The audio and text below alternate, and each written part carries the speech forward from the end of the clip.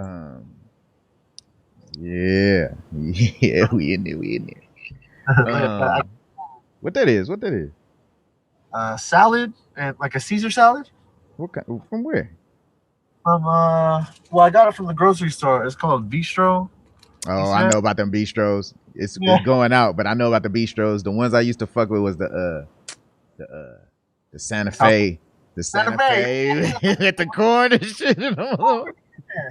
Heck yeah, it's delicious, man. It is, dude. It got the little cheese and all that other shit, man. Like, I got to make a different way of doing salad nowadays, but back when I was eating them bitches, man, them shits was on, You man. can't, or you just doing it a lot different because of cheese, huh? Yeah, so basically what I do now is like anything that I normally used to eat with cheese, I just bring whatever that meal is to the crib and then just substitute the vegan cheese that I got for that bitch. So when I go to fucking Chipotle, I'm like, yeah, no cheese. And I get home and I'm like, give me that mozzarella, bitch.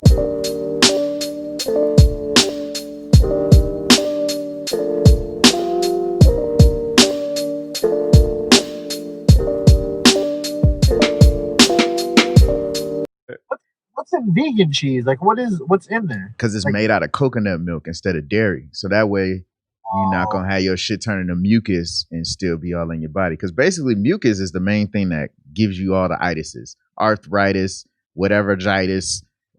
Everything is always mucus being clogged up somewhere. So if you can just get mucus out of your body, then you'll clear up most of your health shit. that's the that's like Dr. Sebi, right? Yes, He said, sir. I believe it. I'm over here putting dairy types of freaking look at that. Wow. I'm hungry, bro. Hey, Oh, dude. Hey, I don't knock nobody doing the shit because I was over there doing it too. So like, what do I look like now that I'm over here? If I would be like, oh, I'm snobbish ass vegan ass nigga, like fuck all that shit, nigga. Hell no, you know what I'm saying? Fuck all that, man. I I mean, I guess it's okay every once in a while, right? Like too much of something is always bad. yeah. Yeah. And my Yeah. main thing was this though, is like all the mucus shit is all mucus, the sodium, the fucking sugar, all that shit is inflammatory food. Like it makes you flame up. Cause Oh. man, when I used to have that fucking this little space right here, like that day when I woke up and all my joints were swollen and my eyes looked like fucking the goobers from the glob or whatever the fuck, like you know what I'm saying? I'm like, nigga, what the fuck is going on? Like, you know what I'm saying? And That so, sounds like gout or something like that. but see, what's gout tied to? Pasta, pasta, starch, sugar. Like, you know, that's what I had to like break down the whole diet because I'm like, back when I used to like, cause you know, when you ain't cooking for yourself, normally I was eating pho, fucking panda, you know what I'm saying? So it was rice, fried rice. Everything was always either fried rice, or bread. That's why that gluten shit, because the wheat turned to sugar, blah, blah, blah. Of course I was a candy fiend like a motherfucker. My brother was like, he was like, man, you ate enough candy for your lifetime, man. You got to stop now. You ate enough candy for your lifetime. Fuck, he said you ate enough candy for you and some other people's lifetimes. But yeah, like everything was just everything that make you inflame. And see, that's what I'm saying. Like if it's gout or if it was kidney disease or whatever, either way, it's still you gotta avoid the same shit. Whether it's the kidney shit or the gout shit, it's still you gotta avoid the pastas from the starch because the starch turns to sugar and that's what's gonna make you flame up. You got to get away from the dairy because the dairy is the motherfucking thing. Still turn to sugar, blah blah. Get away from the sugar. Get away from the fucking sodium because even that one time, and I don't know, maybe it could have been the pasta, but back when I was making pho, I made pho at this place probably 3 times now. Uh-huh. The first time I made it, I wasn't going through no shit, so it was gangster. You know, that was the first one I made up. Then I made it 2 more times after that. But the third time when I made it, that's when I woke up and all my shit was swollen. I'm like, fuck, is it the salt that is in the shit, or is it the pasta? Right? Both, right? Right? Both of them. Both of them. Both of them. So now, man, we just fucking we eat vegetables and shit. I mean, we fucking eat fruit, shall I say? We eat apples and kiwis and grapes and fucking blueberries and bananas. We just went to a whole food diet, man. Like everything's whole food. I'm not a full on vegetarian like all these other niggas. I still eat fish and chicken. You know, sprinkle in some beef every once in a while when I'm feeling celebratory. You know what I'm saying? Ain't nothing like a steak, homie. I ain't gonna front and act like steak is just nasty now. We eat meat, bro. I don't care what anybody says, man. We eat meat. Like it's okay. Hey, we got these kind of teeth for a reason. These Yeah. teeth are supposed to eat vegetables and meat, in my opinion, based off the design. Based off God's design. You know what I'm saying? But just like what you said earlier, though, everything, too much of anything is bad for you. So it's just everything in moderation. But on a lighter note, bro, like how's everything going? How was this week? How's your Shit. Yeah, yeah. I didn't even know that was heavy. My bad. No, I mean very educational, you know what I mean? I said lighter note, my bad. I didn't mean to say that. Nah, dude, if that's how I feel, I could dig it because like it is health shit. We are talking about health shit. And we wouldn't be fucking having swollen. I just want to prevent anybody from having it though at the same time. Real shit. So gout and all that shit. Like I don't wish that shit on nobody, homie. Like, you know how motherfuckers be like, oh, wish on my worst enemy. It's like, nigga, you got so much of a heart there. It's like, nigga, I don't even want you to go through that, homie. You may have did me dirty, but I wouldn't even want you to go through that shit. You really don't feel like you about to die, nigga. This shit crazy. Like, fuck all that. But yeah, no, on a lighter note, the thing was, man, is you know, after we went to the lock-in, since last episode wasn't that long, you know what I mean? I think when I bounced it, it started bouncing out at 14 gigs. So I'm like, damn, dude, it's like, it's funny when I see 14 gigs, and I'm like, oh, that's a piece of cake. Like, oh, piece of cake. Because yeah, that 14 gigs is going to compress down over to about like 7 or 8 gigs, right? And then that's what you upload. But when I normally do it, it's like 53 gigs, 48 gigs, and then it's going to compress down to 20 something gigs and 30 something gigs, and then we're uploading that. So it's just the reason why I was able to, like, obviously I got the rhythm down more of using that levelator. I think that shit is clutch. I used it on my latest healthy shit that tastes good video I made too. Because I don't like that I got to make another step, but I do like where it brings it, because basically just what I do. So I bring the video in the Final Cut, I chop it up and edit the way the bitch gonna be, and then I detach the audio. So now it's still the same video shit, but now it's chopped up the way it's gonna be. Then I detach the audio. Then I take that audio clip and like I fucking do the little denoise, the fucking EQ, the fucking noise gate.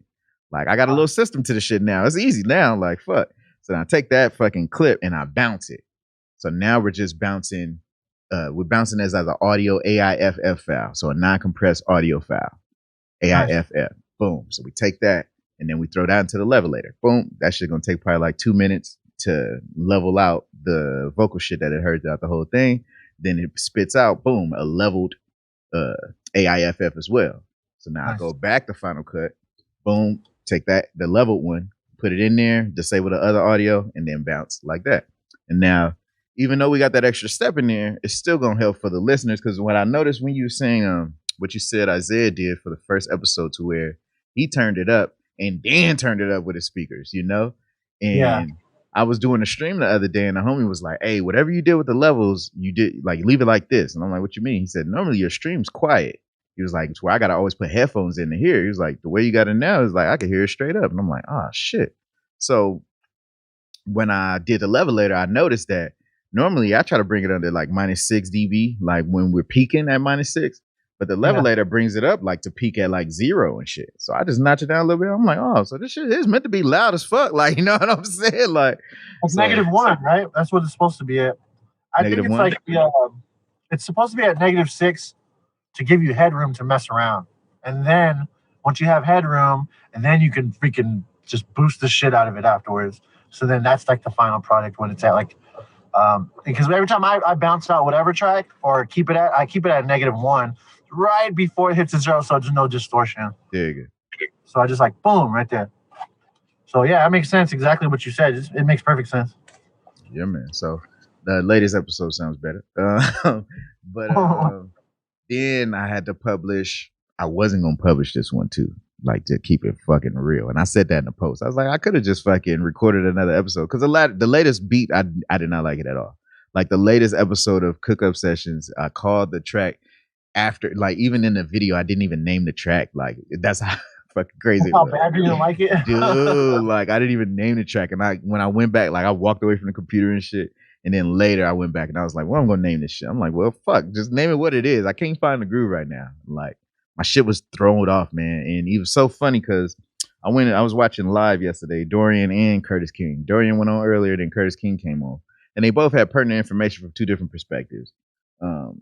Dorian was able to get other people that came on and show that they actually follow through with the work. Like they're not just talking about this shit. Like niggas is actually posting consistently. And the one dude that got on there, he said he read Russ's book and how Russ did the whole 13 weeks with 13 Fridays or whatever. And then so dude said he was doing it. He was like, I'm 10 weeks in, and I'm like, oh shit, like I'm doing it. Nigga, I'm 4 weeks in, like you know what I mean? Like so it's funny. But then when Curtis King came on, now the thing I tripped off of with Curtis King, homie, like I'm always gonna remember like how I initially run across motherfuckers, and it's like it's because of Chris. Shout out to GOK Chris. Shout out to Chris. I still gotta do it. Shout out to GOK Chris. But yeah, that's the reason why we went out to that listening party over in Pomona somewhere and listened to Curtis King, whatever album that was. But I just remember the nigga was in there with a flat top. And he had like command over the room. We was all in there. I think it was me, you, Creo, Chris. Like it was a little cool little man of us, you know what I'm saying? But yeah. That machine. Was that machine Pomona, right? I don't know what it was called, but it was in Pomona. It was like a wait, was it a machine? It was like some fashion thing on one side, and then you go to the other room, and then that's where we was listening to the album. Yeah, Machine. Well, shout out to Machine. That's no longer there, but crazy. I had poop pouches in there. As far as like a pop-up shop? Yeah, it was like a consignment shop. Oh, so you just you can put up the product and then however much gets sold, then they take a percentage? Yeah. So shout out to Judah One. He's the dude that was that ran that spot. Judah One is I forgot who the other guy was, but yeah, Judah One was like the main dude that's the guy I talked to. So yeah, shout out to him. Shout out to Chris too, because we was in there. That's what I'm saying. So yeah, man. But I was reading this fool's book, and like I've heard him say it before, like fucking he started on Music Generator too. But when you read it in a book, I'm like, oh shit, because like now I get to visualize this shit. And it took me back to like my Guitar Hero moment. But basically he had his accountability partner, some dude named Keaton something, that he lived at an apartment like above this fool, right? And the way he got into rapping is that old boy Keaton dared this fool to rap, dared this fool to write a freestyle, and like I'm gonna call you back in 30 minutes and you better have your verse ready kind of shit. And this fool fucking sat there and like, threw whatever he threw together, right? So then he goes back and dude calls him right on the fucking dot, 30 minutes on a dot, nigga. And but dude was so excited, he let dude go first. So Keaton goes first and spits his verse, right? And then Curtis goes and spits his shit. And now these niggas is having that epiphany moment, like, what the fuck? We just did this shit, like, what the fuck? So now these fools is over there going back and forth and freestyling. Now they getting better at freestyling. Now they go to school and do the ciphers. Now they doing the ciphers. Now they rapping over instrumentals, right? The famous instrumentals that everybody else rapping on. Now they feeling that thing of like, fuck, man, we don't want to keep rapping on the shit that everybody else rapping on because everybody's trying to do this whole mixtape shit, Yeah. Now they switch to all right, well, let's go use Napster. Now they're using Napster to download beats from different shit. And then the other people starting to get the shit. Because now other people know about Napster. They thought they had the plug, So then it came down to it where these fools, like Keaton had a Dreamcast and Curtis still was on the motherfucking PlayStation 1. But they always would buy games for each other's consoles because they was always at each other's house. If you just live apartment up, like, boom. So this one time, these fools was both saving up so they can buy NBA 2K3. Oh, nice. They saving up to buy NBA 2K3. These fools are at school, like, all right, well, we're going to fucking, after we get off, we're going to go to Electronic Boutique, EB Games. And EB Games. Right? I didn't know it was called Electronic Boutique. That's so bougie. Yeah, dude. Take you back, man. Oh, yeah, man. They go in there and then the homie already grabbing NBA 2K3. This fool Curtis is walking over there looking at the previously owned rack. Looking at the used rack, he sees a fucking MTV logo. I was like, what the fuck is this? Grabs the fucking shit, look on the back. It's like, create guitar riffs and bass lines and motherfucking combine music and video games. And motherfucker like, this would say, who the fuck would make music on a motherfucking PlayStation, right? Yeah. And next thing you know, like, his homie coming around the corner like, man, what you looking at? He's like, man, this fucking game. So then he gave it to the homie. The homie looking at it like, oh, shit. This is shit we've been needing because they ain't got no money for equipment and shit, right? So then they both staring at fucking 2K and motherfucking MTV Generator, and they only got enough money to buy one. And they're like, fuck, man, what the fuck we gonna do?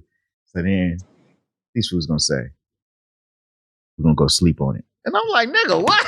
Y'all 16, 17 years old talking about we gonna go sleep on it? That's what the most mature situation I've ever seen, nigga. That is mature as fuck. It was mature as fuck. We should go home and weigh the pros and cons and we'll sleep on it. These niggas got back on a bus and they weighing the pros and cons like, all right, well, we know we gonna like NBA 2K. We can't wait for the graphics and the updates and all this shit. And they like, but if we get the music shit, then, you know, that's gonna help with our career. We'll have our own beats. Then we ain't gotta rap over other people's beats and shit and all this. So then next day, these niggas get to school and it was like, and we already knew what decision we were gonna make.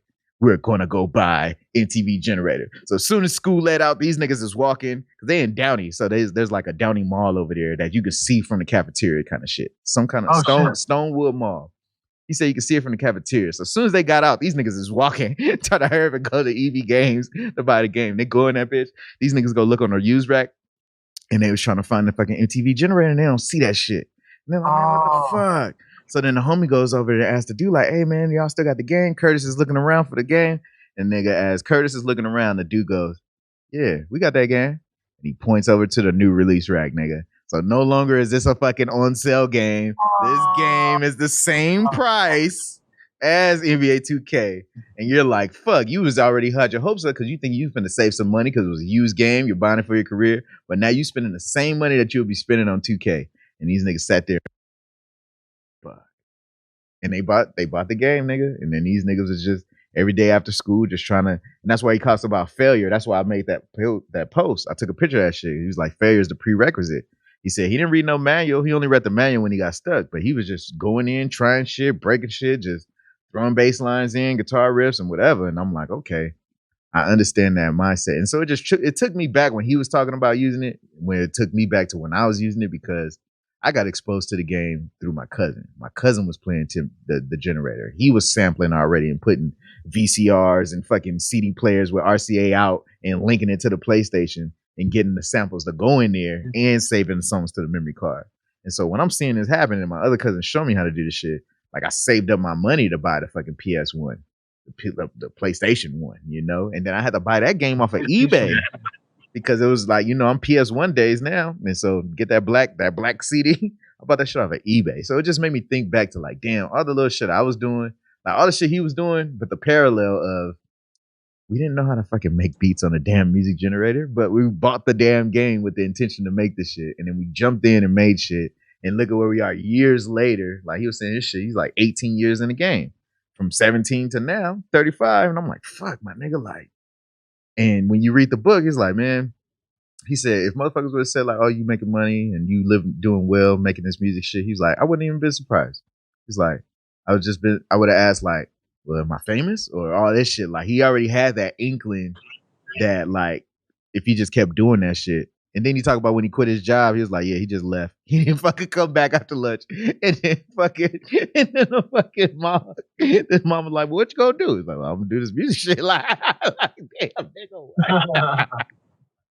So it's just a trip, man. Like, you don't know why your story, you don't know why the things that happen to you the way they happen to you and who they're gonna help if you just share the story. All you gotta do is share the story and it's gonna help people. And that's what I tripped off of. So I said all that to say that like for the audience that we're trying to attract to us, you know what I'm saying? Like when you just being your authentic self, like you gonna attract motherfuckers that vibe with you because then they got their own authentic story that still parallels with that. Versus if you trying to like bring back or shrink who you are, shrink aspects of your personality, then you're robbing yourself and you're robbing everybody else over who you can be helping. Like this Link to the Past, like my nigga Link chilling in the background, like that means something. That's a part of it. You know it. Like my nigga Karama and he ain't killing in the background. That's Link. Like motherfuckers know they're a part of it. Like if you know what it is, the motherfuckers that know what it is know what it is. And the motherfuckers that don't, you know? And that's the same way with this music shit. So it's just like, it trips me out. Like I wanted to bring this to the thing of what kind of audience we want, because you got to be specific in the aspect of, are you going? Because like right now, the way this is an audience for producers. This is an audience. Our audience is creatives. No matter what you're doing in the creative space, and then you get to watch somebody else doing some creative shit, and then say that they're going to do the goals, and then hold themselves accountable and do it.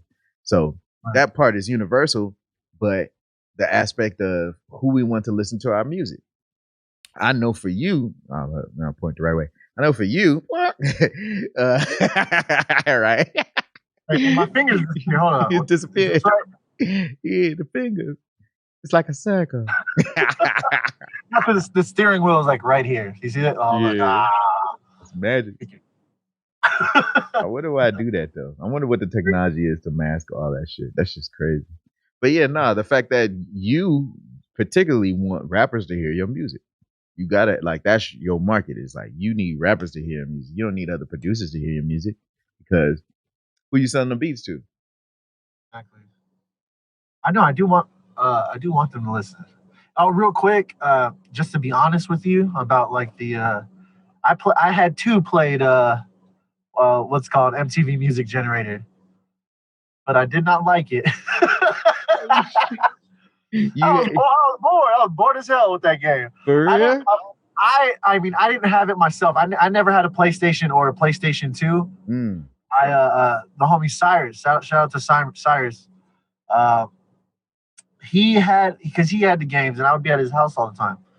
And he had it, and he would be making beats on there. Crazy. I'm like, oh, that's cool. Like, you know, I was like, that's cool. I guess. But like the way I remember it, you know what? I liked it, but I wasn't like obsessing over it. You know what I'm saying? Yeah. But like the way I remember doing it is that the shit would clip to it and it would automatically work. Whereas if you would get like now, like people put out like sample packs and all that, right? And they had like a 16 bar loop and like drums. Though like the tempos of it, they wouldn't go together. You would have to fix that yourself, right? But in the game, it just snaps together and it automatically does it for you. Yeah. That was cool about it. I mean, that was dope. Like it made it to where everything sounded good. Yeah, it could make it. Hey, but that's what I'm saying. Like when my brother, because I only used it in the box, right? That's the term. I didn't know the term in the box back then. But yeah, I only used it in the box. And like for my cousin to be taking different things and sampling into it, that's what fucked me up. Because I'm like, oh shit, like now you're not just limited. That's crazy. Yeah, it's crazy. I didn't know you could even do that. Because I was in the box too then. That's what I'm saying. Yeah, that's crazy. That's what I'm saying. And I know you would have took it right that shit, because then that would have been your 404 basically. Your PlayStation would have been your 404. It's like this was all on the PlayStation. You'd be like, what are you doing in there? Oh, I'm on PlayStation. Some stylistics in there, you know what I'm saying? All in the sample on a memory card, homie. That shit is crazy. And then when you want to track it out, you know how like you send the audio out into something, like you send the audio out from the PlayStation. Yeah, see, that's some. That's some technical stuff that I would never know about. Well, back then. Yeah, back then. But you know about it now. And you would out it into like a tape deck, and then you could just record that shit off it too. That's crazy. Ooh, that's dope. Like, or you could just mic and just be like. We done that too. We did it that way, mic. And then we was able to burn that shit on CDs. It just changed the game. Because then we had CDs of the shit.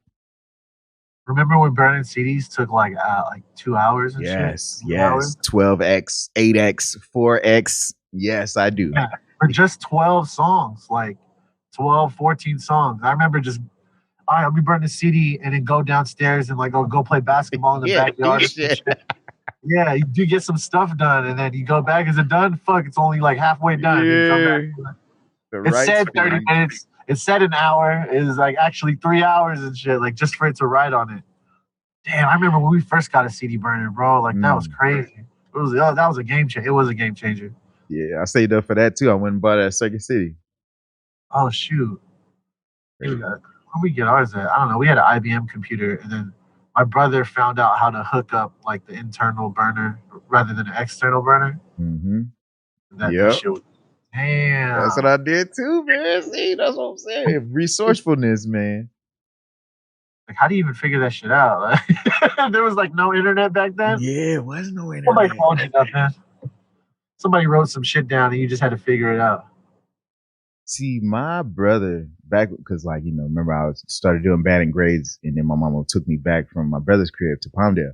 But when I was there though, he had a homie that did IT, and he built a computer. And so he did show me how. He was like, all right, he showed me how to do the master slave, where to put it on the motherboard, and like the connect to the power supply. He showed me all that shit. So then when I saved up the money, I'm like, man, these niggas, because that's all they used to do. I get home from school, and that was back when the Morpheus and Kazaa days. Oh yeah, yeah. Damn. Every time I get home, these fools is just downloading shit. Bear share, yeah. Bear share, that shit, yeah. That was like the ones right after Napster, like immediately after Napster. Immediately after. They was like, hold up, we can do this shit? Hey, let's do this shit. Man. Let's do that. Yeah, who cares? Morpheus came real quick. We was using Morpheus in our mobile electronics class because then we was downloading all kind of shit on our fucking computer, dude. Yeah. At school. Get in trouble. You guys get in trouble. They find out that shit's on there. Hey, get that another bootable. Just fucking get that shit on there. Yo, the fucking videos we watched in class. That's the thing. Like, when you're just a kid by yourself, you would never watch them kind of videos. But now it's a class full of y'all niggas. Like, y'all gonna watch some wild shit. We watch some wild shit that I regret watching some of that shit. Fuck, man. But that's fun. But yeah, no, that's a trip. I didn't know you had no experience with that. What age was that? Was that after you and Louis already was rapping? Before, I think. Oh wait.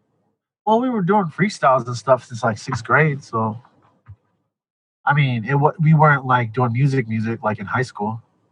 It was before that, right? Because PlayStation, I had to been like when that game came out, I had to been like in middle school or like a freshman or something like that. I think. Probably younger than that, dude. I remember it was 99. Oh, it probably was younger than that.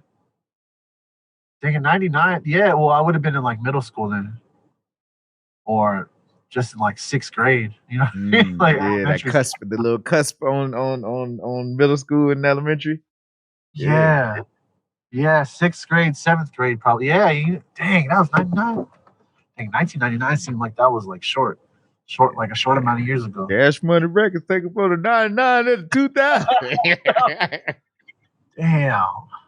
I remember being at my cousin's house, like my cousin's party, being all scared ass girls to dance and shit. And that song came out, I was still scared. Even though you know how easy that damn song it is to get a girl to dance with you. I was nervous, man. I'm a little, I mean, I don't know. I know. I definitely know. I'm nervous, man. Like, I was like, oh, I don't know what to do. I know exactly. Do I just hump her? Like, what I do? Because nobody like walks you through what happens. Like, so that's why it's uncharted territory. It'd be different if like, because that's one thing. My brother tried to prepare me for a lot of shit, but he couldn't prepare me for that.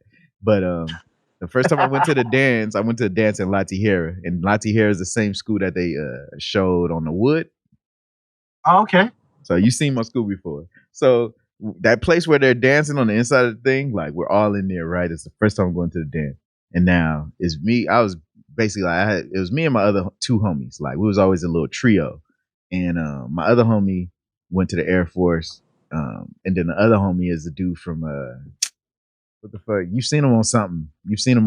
He was on In the House with LL Cool J. He was on Love and Basketball. He's the one who kissed Kyla Pratt. He's on Luck of the Irish on Disney Channel. That's my homie Glendon. But what the heck? That's crazy. You seen Love and Basketball? I can't figure out the people like in there. He's the young Omar Epps. Oh, okay. But anyway, you'll know it when you see him. But anyway, so that's the homie. And back when we was in class, we was in like AP English class. And that's when he brought the script to school. I was like, dude, that shit says a Spike Lee joint on it and everything. And he was like, dude, I get the cuss. I was like, what? He was like, I get the cuss, man. Look at the script. So he showed me the script and it said like, yeah, ain't that a trip? Like 13-year-olds, 7th grade, like we're like in AP English. And he's like, yeah, he's showing me the script talking about I get the cuss. Cause he gets to say like, oh shit. And like when you watch the movie, like he's in another room and you hear him say it, but like you don't see him say it. That's the funniest part about it. But he was like, I get to cuss. I get to say shit. And I was like, But anyway, because we getting money for it. Exactly, straight up. And he got the kiss Kyla Pratt, man. God dog. Man, she was bomb back then for us. That was our little bit version of Stacey Dash. You know what I'm saying? I heard Stacey Dash. She's still good, bro. Man, proud family. You know what I'm saying? That would be a proud family. You feel me? But no, anyway. So we had to dance, and the homie tell me like, "All right, come on, man, come to the dance." I'm like, "Dude, I don't know what to do." He's like, "Man, no, don't worry about it. I'll make sure everything cool." So when he goes to the dance, he is like, I took a lot from this fool on some real ass shit. Like he was the cool dude on campus. We're 7th grade, 8th grade. He's on TV. Like everybody love him. You know what I mean? Not just the bitches, but everybody. Like he's a cool cat. Always cool to this day. So we get to the dance, and like what he's doing is he's basically hosting the dance, like unofficially, right? The dance is ran by the school, but he's going around. He knows everybody, so he's like making sure everybody's having a good time. And this is what I took from him. Like this is like my personality you see now is from this nigga, because what he did is while he's going around making sure everybody was cool, he came over to me like, "Tim, man, like what you doing?" And so like back in those times, I used to sea walk a lot. Like back when the dances shit would go down, like I was sea walking like. But then I was always football fan, so I like what's the nigga name from the Falcons? Jamal Anderson. He's like Jamal Anderson. He used to do the Dirty Bird, the little fucking Dirty Bird thing. So then I was doing the Dirty Bird sea walk. Right? Hey, that's hip hop right there, bro. So we had to dance, and I didn't know what he was doing, but he was like, "Hey Tim," he was like, "Man, show me that Dirty Bird sea walk." I didn't know what was happening. I just thought he was just, and so I'm doing it, and then just like what happens nowadays, like everybody's circling around, like, what the fuck is this nigga doing? Hold up, and then like and then I stopped, and I was just like, I didn't know everybody was gonna be looking at me. I thought he just wanted me to do this shit. So then later, one of the girls, clapped, huh? You saw somebody, you said, "Oh shit," you turned around. What's going on? Oh shit, hey, fuck that. You start looking down, you start looking down. I know that feeling, man. I don't see walk, but I know that damn feeling. You gotta clap. It's an exclamation point. Yeah, you finish your sentence, bro. You clap, you turn, bro. Everybody,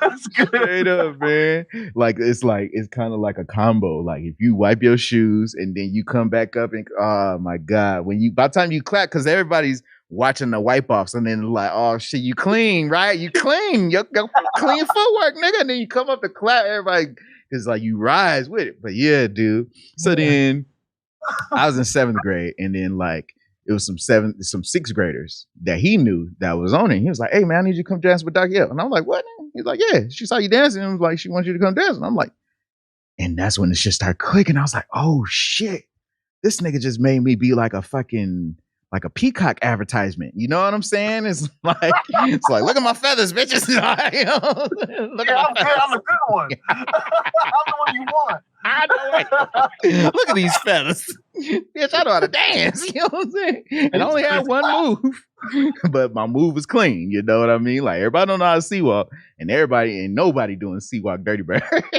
So I danced with her, and I'm like, oh shit, like hell yes, I danced with her. Boom. Now like broke my leg. Like it was basically like, all right, I'm behind her. She's kind of doing one of these things, and I'm back here just doing you know what I'm talking about.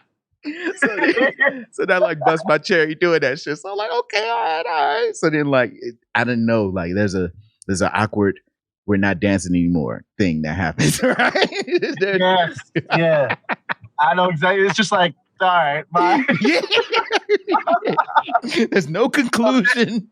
It's just a cliffhanger. You're like, should I pop the popcorn or not? Like, you know what I'm saying? Man, real quick though, during those times, I remember one time I was like, "Thank you."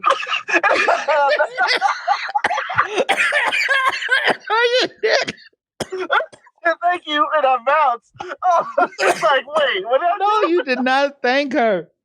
Thank you. Thank you. Thank you. You tripping. Thank you for the dance. You was looking mighty fine. He was looking mighty fine. Thank you for the dance. It's so stupid. Thank you. Did you lean in her ear when you did like? Thank you. Yeah. Thank you very much. Thank you very much. Hey, man. Even with the Calhoun tubs. Thank you, man. Thank you.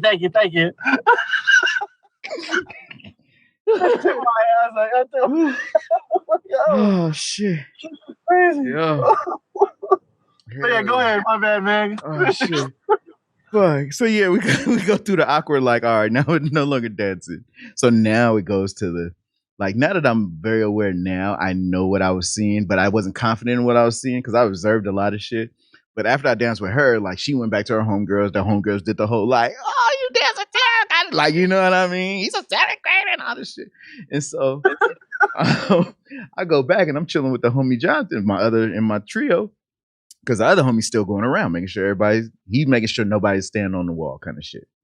Oh, okay, that's cool. I go see the homie in there. I'm like, man, what you doing? He over there drinking some water, drinking some juice, the punch, right? He's drinking the punch. He's by the punch.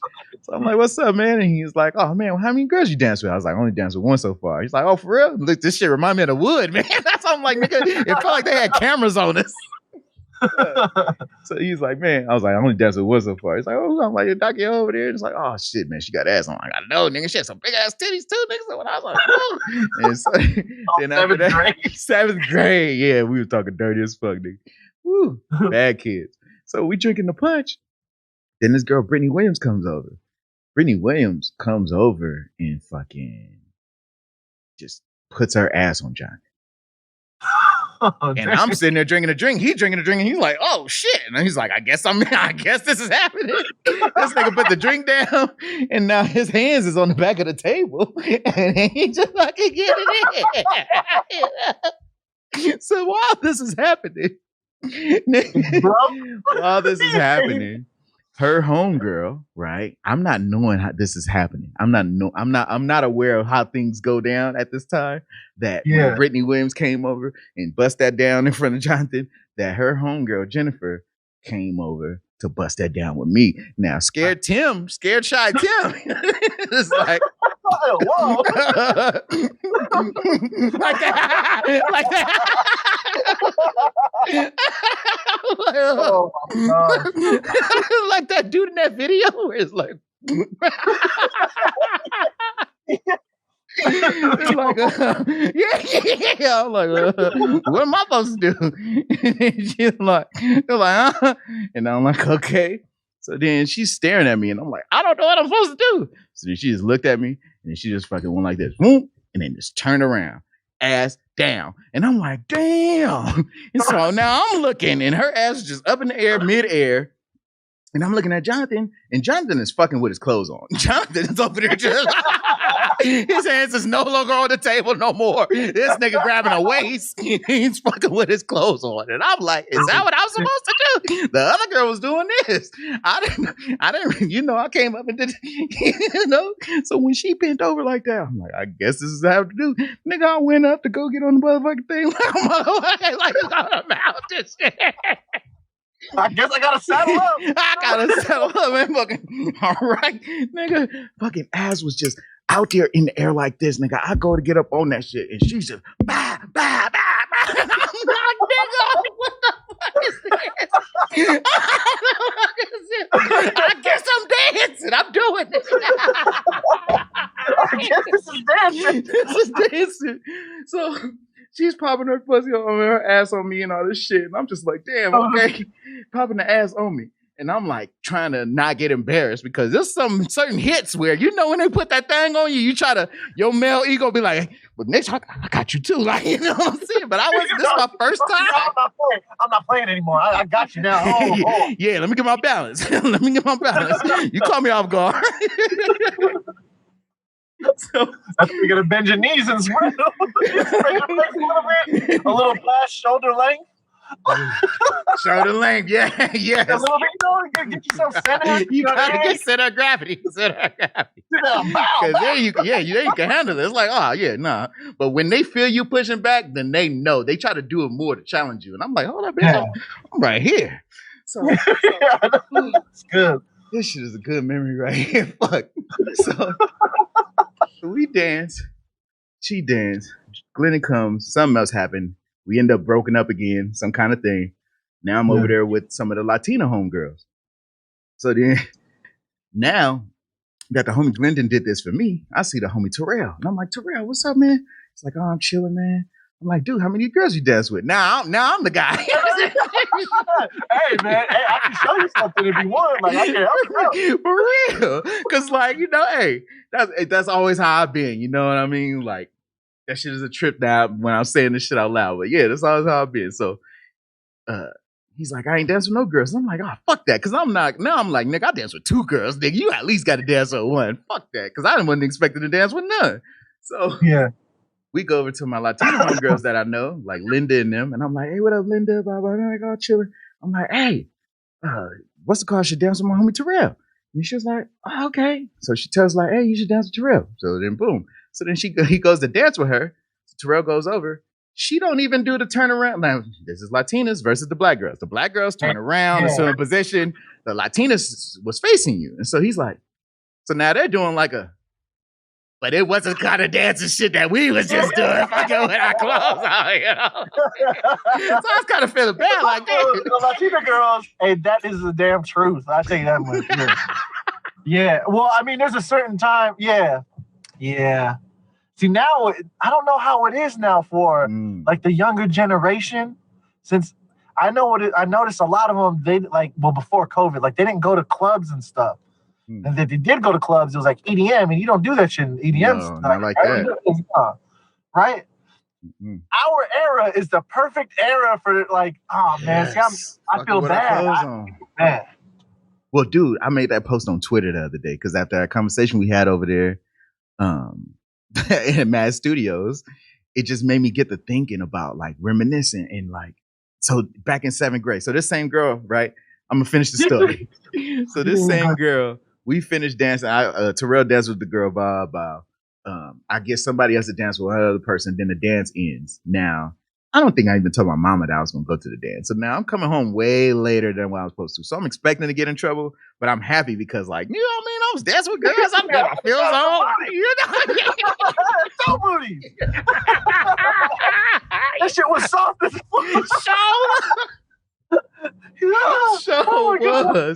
Was. And I didn't know the effect of me just dancing by myself was going to have the effect on that these girls wanted to dance with me because of how well I was dancing by myself. Not knowing that the homie was setting me up talking about, show me that dirty bird crip walk. So we get on the bus and guess who's on the bus? Motherfucking Brittany and fucking Jennifer sitting at the back of the bus. And now me, Glendon, I don't think Glendon was there, but me and Jonathan get on the bus and we walk towards the back. And those girls are sitting there like, hey, you was the dudes I was fucking. Y'all was the dudes that we was fucking with our clothes on in the dance. And so now I'm still over there nervous ass Tim like, and I'm like, hey, how y'all doing? And then she's like, and then the girl that was dancing with me, Jennifer, she was like, she said, I was trying to dance with you more than once. But you were so scared. And I was like, oh shit. I was like, you was trying to dance with me? And she was like, yeah, because I walked right in front of you and just turned around and put my booty in your face and you didn't do nothing. And I was like, put my booty in your face. Yeah, I didn't do nothing. I didn't know what to do. Man, like that. That's funny. Hey, that makes you feel good, right? You're like, you did? What? Yeah. What? Yeah. I'm like, hold on, me? You was doing that for me? I didn't know. We was at the dance. Everybody had asses out in the air for people, you know? But she... I thought that was for somebody else. You know? I was drinking my drink like Brittany Williams did that shit to Jonathan. I'm like, nigga, I don't know what the fuck about to happen to me. So then next thing you know, I start talking to her. Boom, got her number. Next thing you know, that's my girlfriend. Boom. Oh, okay. So, shout out to Jennifer. Yeah, funny shit. Yeah, that was my first ever girlfriend. That's the funniest shit. She claimed me, nigga. I just like, hey, man. What was the other story I was gonna say on the reason why? I don't know, but I like this one.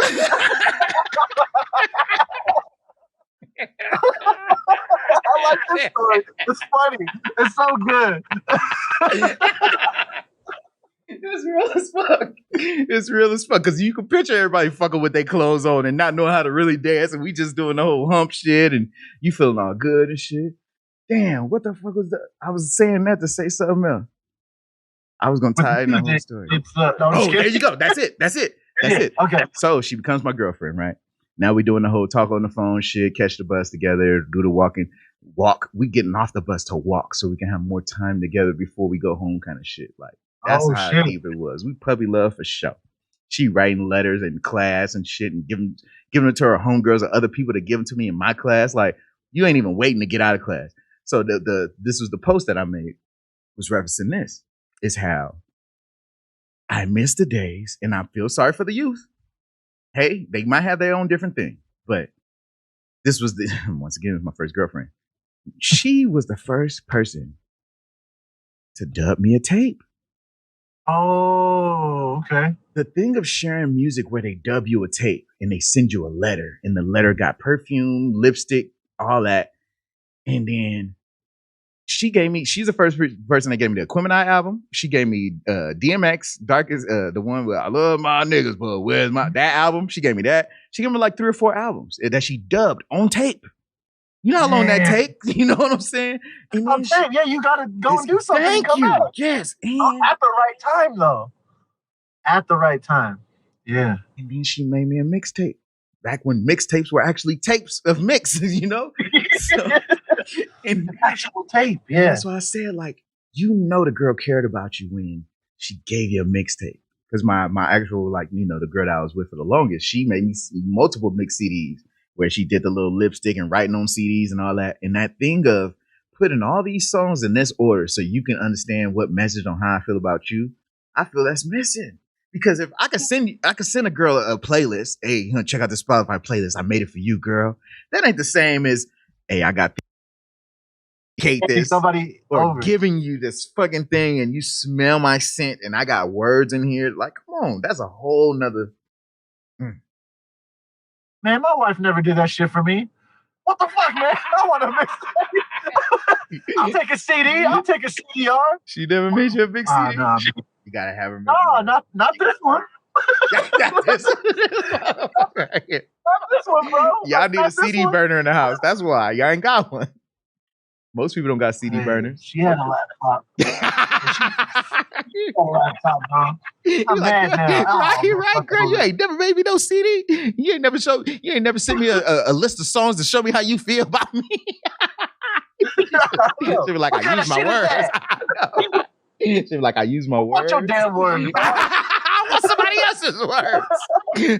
I want them to talk on your behalf. I want to listen to you. That's so stupid. I mean, I know what you're talking about because one of my ex-girlfriends actually my ex-girlfriends, all of them had done it for me. See what I'm saying? But I know exactly what you mean. I know exactly what you mean, though. I'm not nervous to give it to you. Right now. Yeah, no, they're like, here you go, and it would have like, it would have all the names of the songs on there. I remember one time one of my ex-girlfriends gave me like a mixed CD, but she had made an envelope like a CD case, and then like put all this stuff of About Us on there and shit. But it's so creative. Like it was creative as fuck, and it was like it was the songs that we had a conversation about. It was like a conversation that we had, and that whole CD was all like acapellas because I like acapella shit, bro. And it was like a whole bunch of acapellas and her shit that she wanted to put on there for me. And I was like, dang, that's crazy. When they do that, it just shows how much they listen, and that shit just it melts your heart, man. Because you said it. It's songs that y'all talked about already, so that means she was paying attention to the combos. You know what I mean? And then she's like, and then she want to share her world with you. You know what I mean? Like, hey, well, this is some shit that's what I fuck with, and I think you'll fuck with it too. And that's what I'm saying. This whole sharing experience is different versus just sending a fucking playlist. Because that level of effort, a link, let me send you this link. That link is not the same effort of putting these songs in order, making something creative for you, putting the scents on there, and then it's all curated to the shit that we've talked about. And oh man, I feel bad for the youth. Man, you know what? That gave me an idea. Excuse me. For a Christmas present, bro.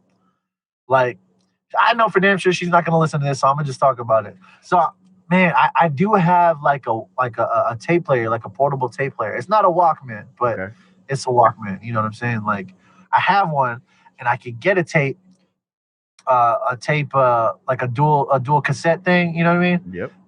I've been wanting to get one too for my, for my textures, for my music. Sir. And shit. Yes, sir. Kenny Beats do that. Shout out to Kenny Beats. Oh, Kenny Beats. All right, shoot. All right, yeah, shout out. Yeah, I want to do that. And I can actually make your actual mixtape. I'll write it on the actual case. You know how the cases used to have, like, used to have the words and shit on it. Yes. Yeah, A and B, bro. Yes. I'll write on that. And I'll put it in a box. I'm like, yo, I gave you these different tapes. Yes. All that. I'm glad we did this shit. Bro, I'm glad we did this shit. Hopefully I can get it in time. And I hope I remember this shit too, because I'm very excited about it now. That's dope. Along with other shit, but you know what I mean? Yeah, we haven't had the chance to do that for each other. I think we were so serious in the beginning that it was like we skipped a few steps. Okay, so, yeah, get back to the fun shit, man. I don't know what the phone doing. Oh, okay, cool. On decline. Am I back? Easy. You back. You back. All right. Hey, that's dope, man. I'm all inspired and happy for you over here, man. Yeah, that's dope, man. Hey, shoot that shot that same way. Man, I don't know about all that. Yo, bitch, what's your address? I know, right?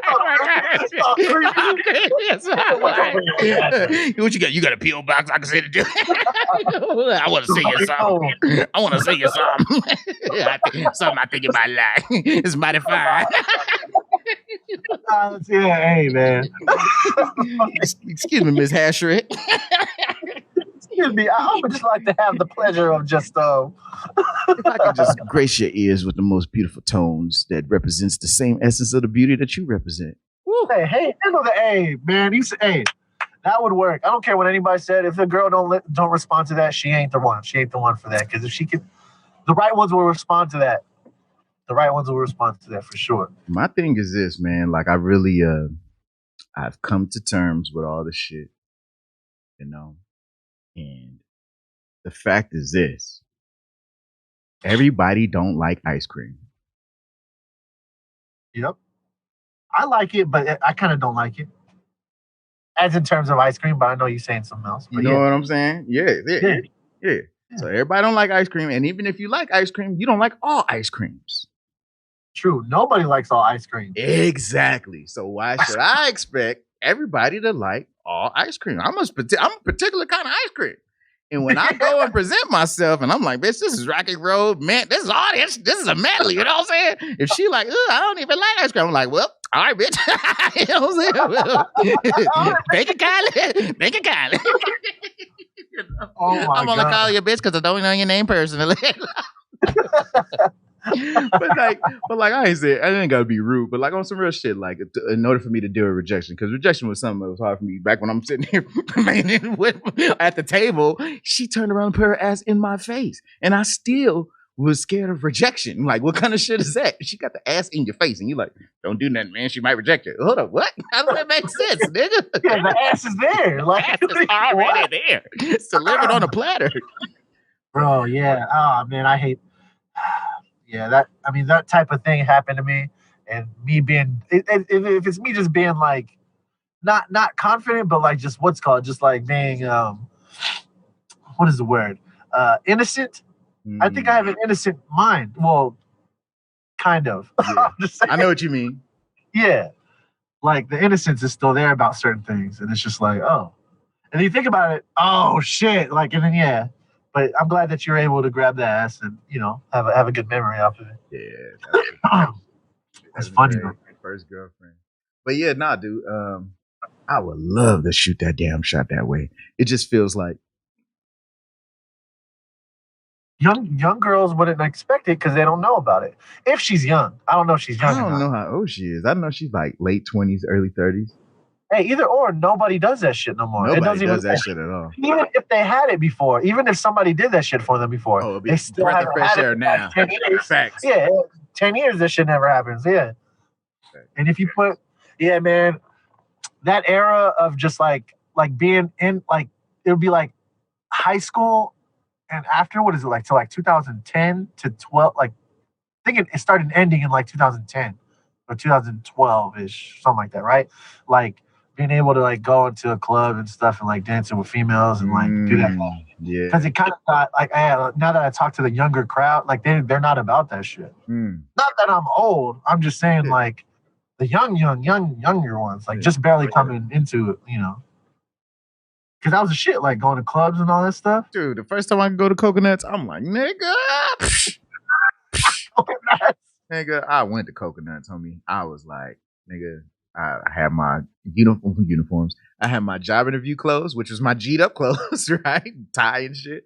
And these I remember going to clubs with you, bro. Yeah. Places with you, man. Yeah. Oh, you're official. No, hey, I like it. No, I like you was in there, yeah, with the with the long sleeve, with the freaking vest. Yeah. Hey, man, that was the shit back then. That going there with a vest, like, oh, you know what I mean? Like getting in there just like that, easy. Oh, what? You ain't going there with a big ass t-shirt, bro. Remember that? You either did that or going there with a big ass t-shirt. And I'm glad you didn't do the other one. I just wish I had the confidence to go along with the outfit. The outfit was nice and I got all the looks and shit, but I didn't know what to do. Like, I didn't know how to take the baton and take it to the next level, you know? I didn't believe. Because I could have did anything I wanted if I would have believed. But I didn't believe at those times. I think B-Boy helped me. Like, because you're talking about peacocking. B-Boy's all nothing but peacocking, bro. Come on. Nothing but it. So, that helped. That fucking helped. I remember one time, I don't know, like, yeah, it was just one of those things where you didn't, it was this chick, and then we went in there, we went into the club. I forgot how young we were, 18 maybe. But it was like, what's it called? Chris with me. Chris, I think it was with Chris and some of the other homies, but it was just one of those things where the girl just looked at you, and you just like, looking like, me? Like, yeah, how you saying, like, me? But then I locked. I was like, oh, shit. And then it was just like, all the way far away, and it was just like that, boom, and it was just like, and then we just started dancing and shit. Yeah, it was like nasty, like with the clothes on for real. Don't care that nobody watching. Yeah, it was. He said, yeah, I'll leave it at that. Yeah, bro. Yeah, I know, right? This is a music podcast, but like, the way that music affected people back then, I think, is the reason why. It's because the way that the music was set up back then was for the clubs. It was for you going outside and like being able to be with people and having a good time and dancing and that kind of thing. Even though some shit was just like raunchy or gangster or whatever, right? But now it's not like that at all. It's trap music, and the club music is EDM, Euro stuff. Like, you know what I mean? If it's like combined, or you know what I'm talking about? Like, it's combined like that. It's not the same feeling as it was during those times. And the reason why the clubs still play our music from that time is because no other songs can make you feel that way. Exactly. That's why you hear fucking "yeah" a billion times in the clubs. Just that's the reason. The only reason why I brought up the dance was that's where I dance and back that ass up. Yeah. See, and that's like doesn't matter how old you are, whatever. They chose you and showed they ass to you and said, "Come get this ass," and I'm. I was like, no matter what age, I mean 18 and up, not like lower. Please don't pay me that. Don't pay me that. Like, that's gross. No, hell no. But yeah, 18 and up. Yeah, you know, it's meant for show your ass. Man, it was girls down in those times, man. God dog. Yeah, I miss going out, man. I ain't gonna lie, man. I ain't gonna lie. Like, I was looking at the videos, like that's why I had to post it on my artist account, because I'm like the one where I'm dancing the Summertime Sadness, and I was just like, man, because Ray's like, come on, Tim, He's like, and then that's why I had to put it in the post. I'm like, just what Ray said. He was like, dude, every time I said, Tim, come on, let's go, you just like disappear and go start dancing with a group of Asian girls. And I'm like, hey, nigga, like, hey, man. What's all I'm supposed to do? They want to dance with me. Am I supposed to turn them down? Like, come on, man. Shit, you just supposed to wing it up. We supposed to wing it up here. But even when I was looking at that video, I'm like, dang, like now that the stuff I know now, I can see the micro expressions and shit. I'm like, the girl on my immediate right was all on it, because another one of the things that people do when you're in a group of people is they mirror the person that they feel the most comfortable with. So there's a point where I'm dancing, I'm looking at myself dancing, that I do this move like this, and then girl, she pulls her hair back like this, and then she's doing it, and I'm like, and I'm looking at myself now at that time like, dude, you didn't even see this. This was right to your right of you, and you didn't even acknowledge, you didn't even know that out of this group of girls, this was the one that was on you. Because I think I started trying to get at the one on my left-hand side. She's not even in frame. Not even knowing that the one on the right was the one feeling it the whole time. And so it was funny to look at that bird's eye view like, nigga, you went to the group, you did your job, and then they all feeling you, but this is the one that's feeling you the most. And like, now I know what to look for. Fuck, man. Dude, yes, you hit it right on the head. All right. So when we do that too, that's how, because the way that I guess I would like to say b-boys handle that shit, or dancers in general. Like you'll get your group of homies, right, that dance, and you find a group of girls that are dancing, right? And it doesn't matter if they're all, because most of the time, if you're not with a group or whatever, they'll shrug you off saying, oh, this is our party. But when you have your own group, it doesn't do that. Like it negates that. The chances are to negate that. So when you go in your group and you said, oh shit, and then I'll be nudging everybody, hey Tim, hey, like, hey Chris, yo, hey, let's go over there. Oh yeah, for sure, bro. Let's go. And then we go over there, and then like you do that, you dance with it. You don't go up there and grab their arm and start like grinding. No girls like that shit. Some girls do. Depending on where they at, yeah. Depending on where they at. And if they look at you for, there's all these things. There's all these things. Non-verbal communication that takes place. Body language, all that. So that mirroring shit is so precise. Like, because it'll happen. Yeah, it'll happen just like you said, because that's fucking funny. So it's just like, you start doing the shit. I remember just like, like you're like two-stepping. Like if you want a certain girl to do a certain type of dance with you, you do that. And then the one out of all of them that does that shit with you is the one. Yeah. And it's not even on some freak shit. Like you can, I remember we used to two-step with them. Because that lets you know that you're not just trying to like fuck them. Yeah, I'm not just trying to fuck you with clothes on. We could do some classy shit. Yeah, you know what I mean? So you just go like that, and the one that's right on your wavelength, two-stepping, right? You said, oh shoot, and then you put your hand out and you separate. That's when you separate them. Oh yeah. Separate. And then each one will have somebody so they don't feel left out. And it's just like boom. And then when it gets to that part, you make your move to start grinding and shit. And that's the shit that happens. That's funny. That's funny as fuck. That's funny. That's so funny. Like, that's funny. Oh, yeah, I wasn't the one trying to like fuck them. You know what I mean? Like, that's one of I like dancing. Like, dancing is fun. Dancing, like that shit. Like, oh, how many girls you dance with? 3? Like, that's fine with me. That's fine. Like, that shit was fun, man. Yeah. And some numbers, getting your numbers. Getting the numbers, dancing. Yeah. I was cool with it. And if it turned to something cool, if it didn't, whatever. But I enjoyed my fucking night. And that was the thing I missed about that shit. Because, like, dude, I was making so many Vegas trips. 2012, 2013, 2014. Like, I saw you. Oh, you was in there. There's times where you would, you're always on the timeline and shit. But I saw your timeline was that. Like, oh, shit. Like, it was like you driving there. You see, like, the fucking strip or some shit. I'm like, damn, Tim. Like, you live there, bro? Like, fuck, dude. I was always I don't blame you, man. Single dude, what you gonna say, man? Shit. 2 hours away, bro. Easy. 2.5 hours. It definitely wasn't that LA to Vegas. Yeah, going from the Des to the Vegas. Like, come on, man. God. In 2013, I went. 2013, I went once a month, every month, like as a New Year's resolution. Oh, that's a resolution. That's crazy. No, I mean, one of the best times is those turnaround trips, bro. Like, you just go like on a whim. You're just like, hey, it's 8. What do you want to do? Hey, you want to go to Vegas? Yeah. Yeah, let's go. Yeah, you out there by 10. Yeah, at 10, that shit was barely even cracking right there. Not even cracking yet. Not even cracking yet. You pregame, we go out to the club, and Mr. 11:30, 12, then that's when the shit start popping like crazy. Yeah. Yeah, man. I miss that. That's the best time, just doing that shit. But yeah, man. So you know. Yeah, I know. Hey, so on the subject matter of the what's it called? The thing that's funny, like I won't be saying, I ain't gonna say no names and shit, you know what I mean? But it's just funny to me. Remember how I was saying that other time, it's like the FBI be trying to fuck it, what's it called? Cause like me, I have a tendency, and I don't know if this is a whole Gemini thing, but I seen it in a meme the other day and it made me laugh.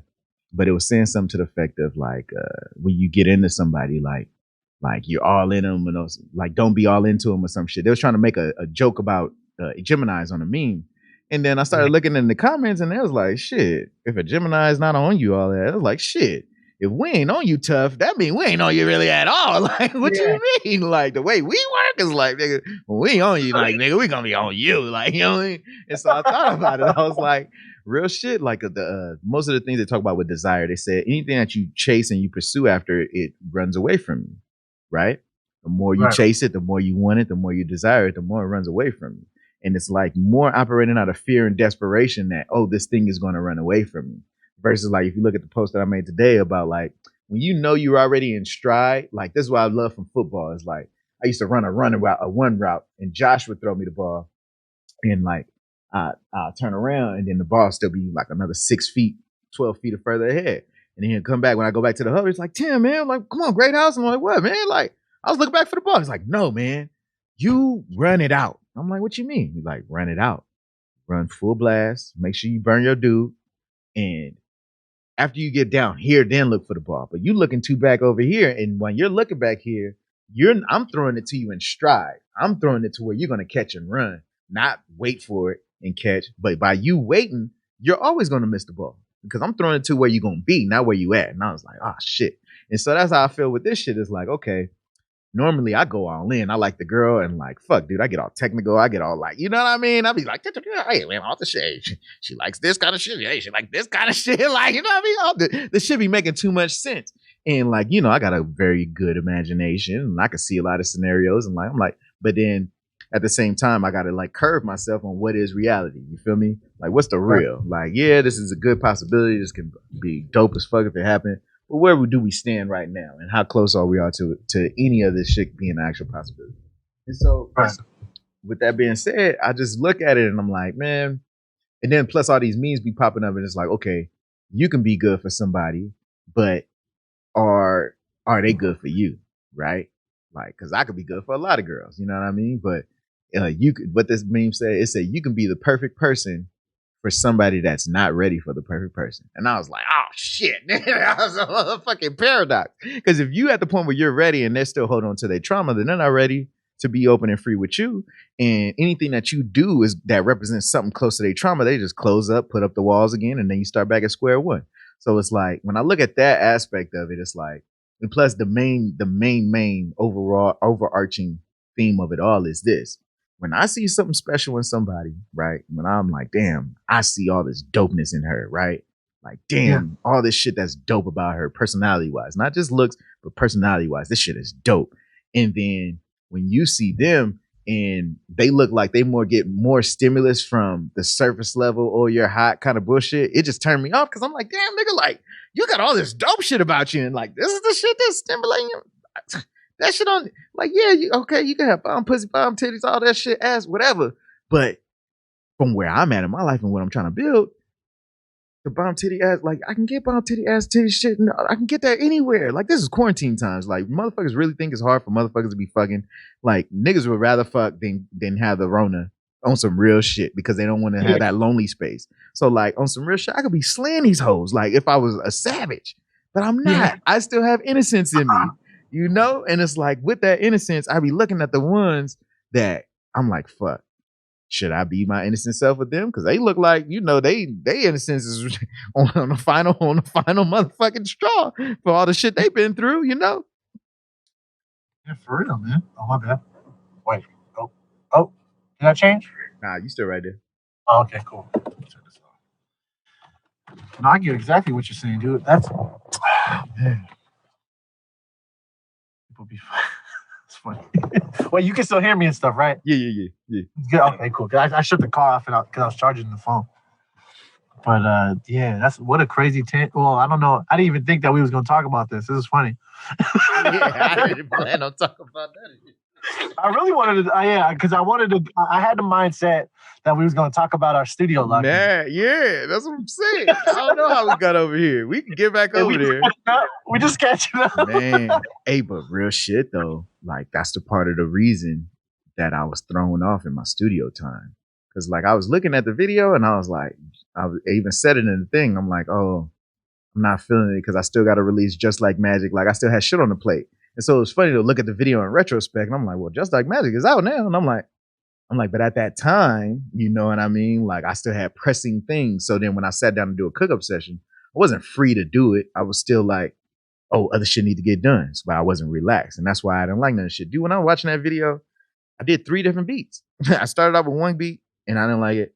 And then I tried to salvage it. And then I just fucking tried another thing and I deleted that whole thing and then started another thing. And I'm like, dude, when's the last time you ever just had shit in there and deleted a whole beat and said, fuck it, start from scratch? Like recently, honestly. Remember that? No, well, on what's it called? I had to stick it out though. Remember I was changing the samples on that one where you don't like, if you're not in the right headspace to make a beat, you're not going to make a beat. But because we're doing this thing and and we're documenting it, we have to put something out. They get viewers, you guys get to see us like get frustrated with the shit because it does happen with every single thing. Doesn't even matter if it's music. If you keep doing something over and over again, and that shit's gonna run you. Like it's gonna be like, oh shoot, you're depleted of energy, you're out of ideas, shit don't sound right. Use the same drums, you're tired of the drums. Oh shit, I want to use this. Wait, should I use the old shit? Nah, that shit's whack. I gotta use this one. Like, yeah, shit is just bad. And then like nothing free flows and it sucks. But that's the game, right? That's the game. So when I was watching Curtis yesterday, he said, when you have those days, he said, instead of feeling like, oh, I got to make a beat and all that shit, he said, just make a melodic loop. Just commit to making a loop. Make a loop, make a drum loop, do something like that. And then the next day you go to make beats, only use those loops that you made. So that way you don't feel like it's a burnt mission because you made loops. And then when you go back to create, you already got some shit that you can base it off of. Versus just feeling like you starting from scratch every single time. And I was like, I fucks with that. Yeah. I've done that, I think.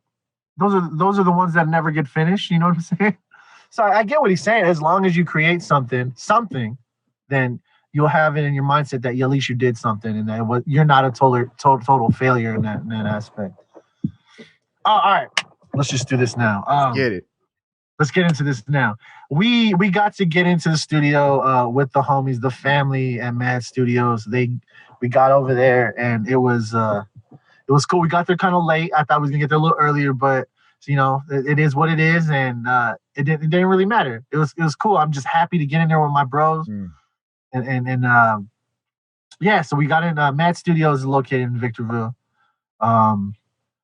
A great group of dudes. We got there and it was welcoming. They bring in a lot of NappooBeats.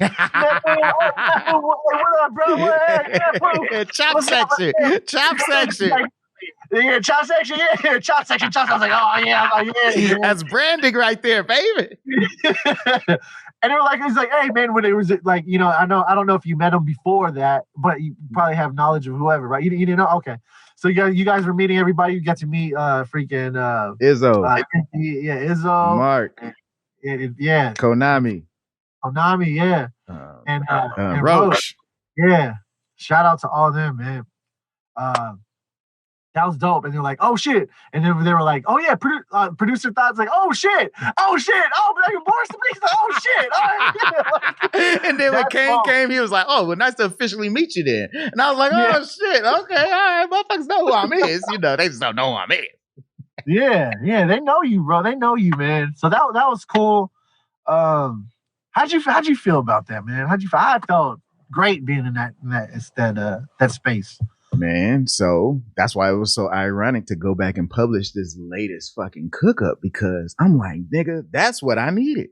Like, if I was able to make a cook up after that, like, oh, because I just felt so free at that point, man. It was, yeah, you said it, man. You said that shit right now.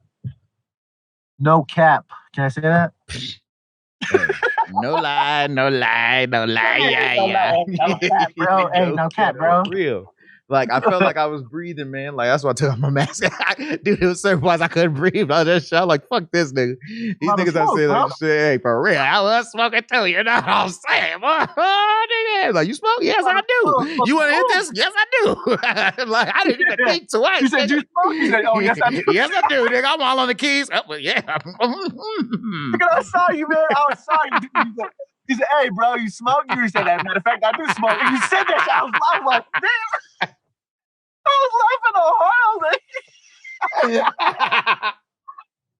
I was like, no, like, that is funny. That's funny.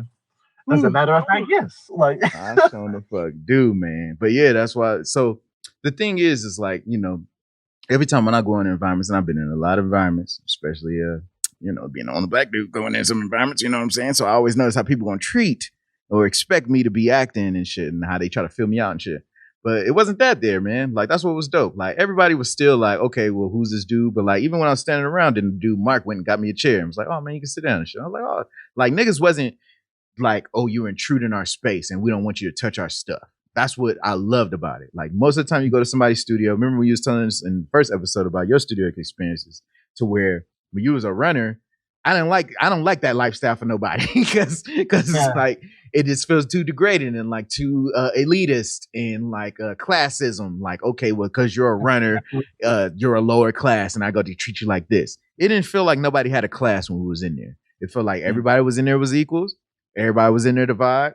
Whoever was smoking, and their casa was our casa. Like, yeah, we got our own equipment and shit, but whatever y'all need, like, just hook up. Like, it was welcoming arms. And that's why I said, like, when I made them posts, I'm like, dude, like, thanks for having us, because like, niggas could have said, nah, Machete, we only want you to come through, and Nappoo, that's it. Like, you know what I mean? But when y'all let us all roll through and then let us use our equipment like it's our shit, and then we all jumped in on collab and did, man, come on, man. That shit was too organic. Toogies, man. Well, yeah, but Bells and Beasts. And then what did they name it? What his name? But Bells and Beasts in the second track. So there you go. Bells and Beasts. Oh no, that one. That's that what we named it? Bells and Beasts is my track. I thought that's what you was playing. Chop section. Which one? No, I'm saying. No, I had made a totally new beat. You did make a new beat because you had the samples. Oh, because you had loaded up the Mac Mini. Okay, there you go. Yeah, remember that? Yeah, when I hooked up the Mac Mini, and they were like, "Yo, it was a hooked up beat." I'm tripping because I didn't know what to add to it. That's what it was. Yeah, that's what it was. I was like, "Hey, how do you feel? How do you feel seeing this in live, like you know, in person and shit? Like, just being funny, you know what I mean? Like, I was like, "Hey, how do you feel? This is crazy, right? This is crazy. We actually right here, like next to each other." It was crazy. Yeah, all we needed was webcams on us.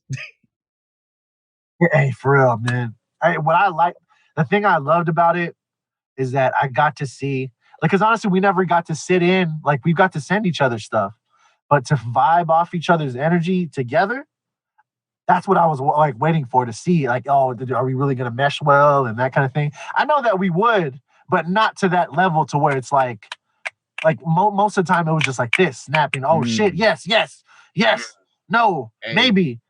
Hey. Fuck with that more. Like, yes, like that shit. And that right there, and this is what like Young Guru, everybody else that talk about like when you're creating in the studio is the fact that when you're in solitude in your own headphones creating, if I'm pulling out that flute and I'm like, oh, that sounds cool, but I pull out that flute and then Louis comes around, hey Tim, I love that flute, man. That sound. And then like I'm messing with the other sound, and then like I'm trying to find the melody. And I'm like, oh, it's almost there. And then here you go. Yeah. Hey, yeah. And I'm like, oh, he hears what I'm hearing. Like, because no, it's just you. And I'm like, oh, shit, you hear what I'm hearing? Yeah, I'm trying to get it. There it is. Yeah. Like, that shit was dope. Yeah, that was dope. That was dope. Yeah, because it was one melody you're doing. You're going up, and then you were gonna bring it down. And I heard you were gonna try. Like I wanted you to bring it down, and then you brought that shit down, and then it went back up into the thing. I was like, oh motherfucker! I was like, yes, that's what I was thinking. We were saying that shit to each other. I was like, oh motherfucker, I was crazy. Get out of my head. Like you know what I mean? Like that shit was dope as fuck. That shit was dope as fuck. I was like, and then what's it called? Yeah, what I liked about it is that when I made a beat. And then the things that I couldn't do. Oh. I've been trying to the not yet. The fucking be hitting this damn microphone. I saw that episode like 3 episodes ago where this shit fell, and then like you saw me and you started busting up, and I'm like, oh shit, this shit is in there. I mean, because you can see my face go, oh. Yeah, I was like, are you okay? Shit. Yeah. We was making a beat. Making a beat. The shit was dope because the things that I could not do, the things that I can't hear, you were able to do that shit, and that's what I like. That's what I'm looking for because there's things that I don't know how to do, or that I can't think of a certain way that you're able to do, and I would like to think vice versa for both of us. You know what I mean? So that's what was dope. It's like being able to be a beat maker and a producer on both of our ends. Ooh. You know what I'm saying? Like that's a good feeling to have because there is a difference between a beat maker and a producer. There's a big difference on that. Right. And who is it? Me and the homie Isaiah yesterday we were talking about it.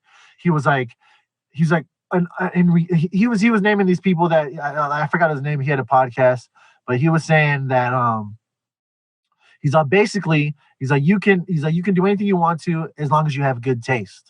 Mm. So the good taste that like if you have good taste on certain things, like on the thing that you're doing, then you should be able to do it. So like the taste that you have and the taste that I have, we're able to make such good collaborations because of that shit. Mm. And other people may be making beats that. And they would be able to know all the certain stuff, like the technical stuff. But if you don't have good taste, they can't make shit. Mm. Like, it won't have that. It won't have it. It'll be like a soulless beat. Mm. And what's music with no soul? Like, that's crazy. Not even music, in my opinion. It's not, yeah. And I'm not talking about, like, just soul music. No, like, any music, every music has some type of soul, like, has some type of shit about it. And if you don't have that, that's individual. That's people's individual taste, and you could go as far as to argue that, well, maybe that's their taste for it to be bland. I was like, I don't know, man. It's hard with music. Like look, it's hard with music. There's this song by Warren Zevon, and the only reason I'm thinking about him right now is because I was getting a lot of game from that show, man. Because hey, I didn't go off and do that kind of world like that. Funny to watch shows like that, but the show was called Californication with David Duchovny. Okay. From X-Files. And in one of the songs in there by Warren Zevon, he was always pubbing it. The song is called My Shit's Fucked Up. Yeah.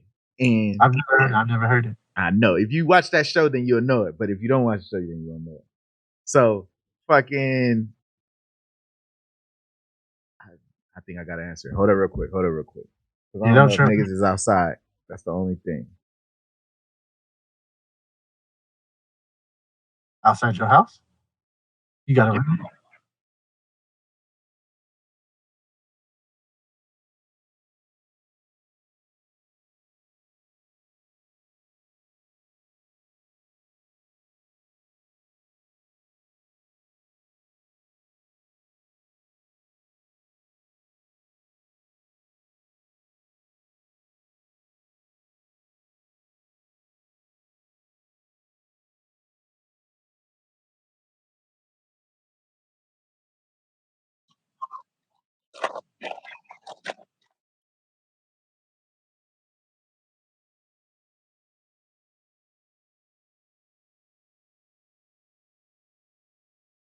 Yeah.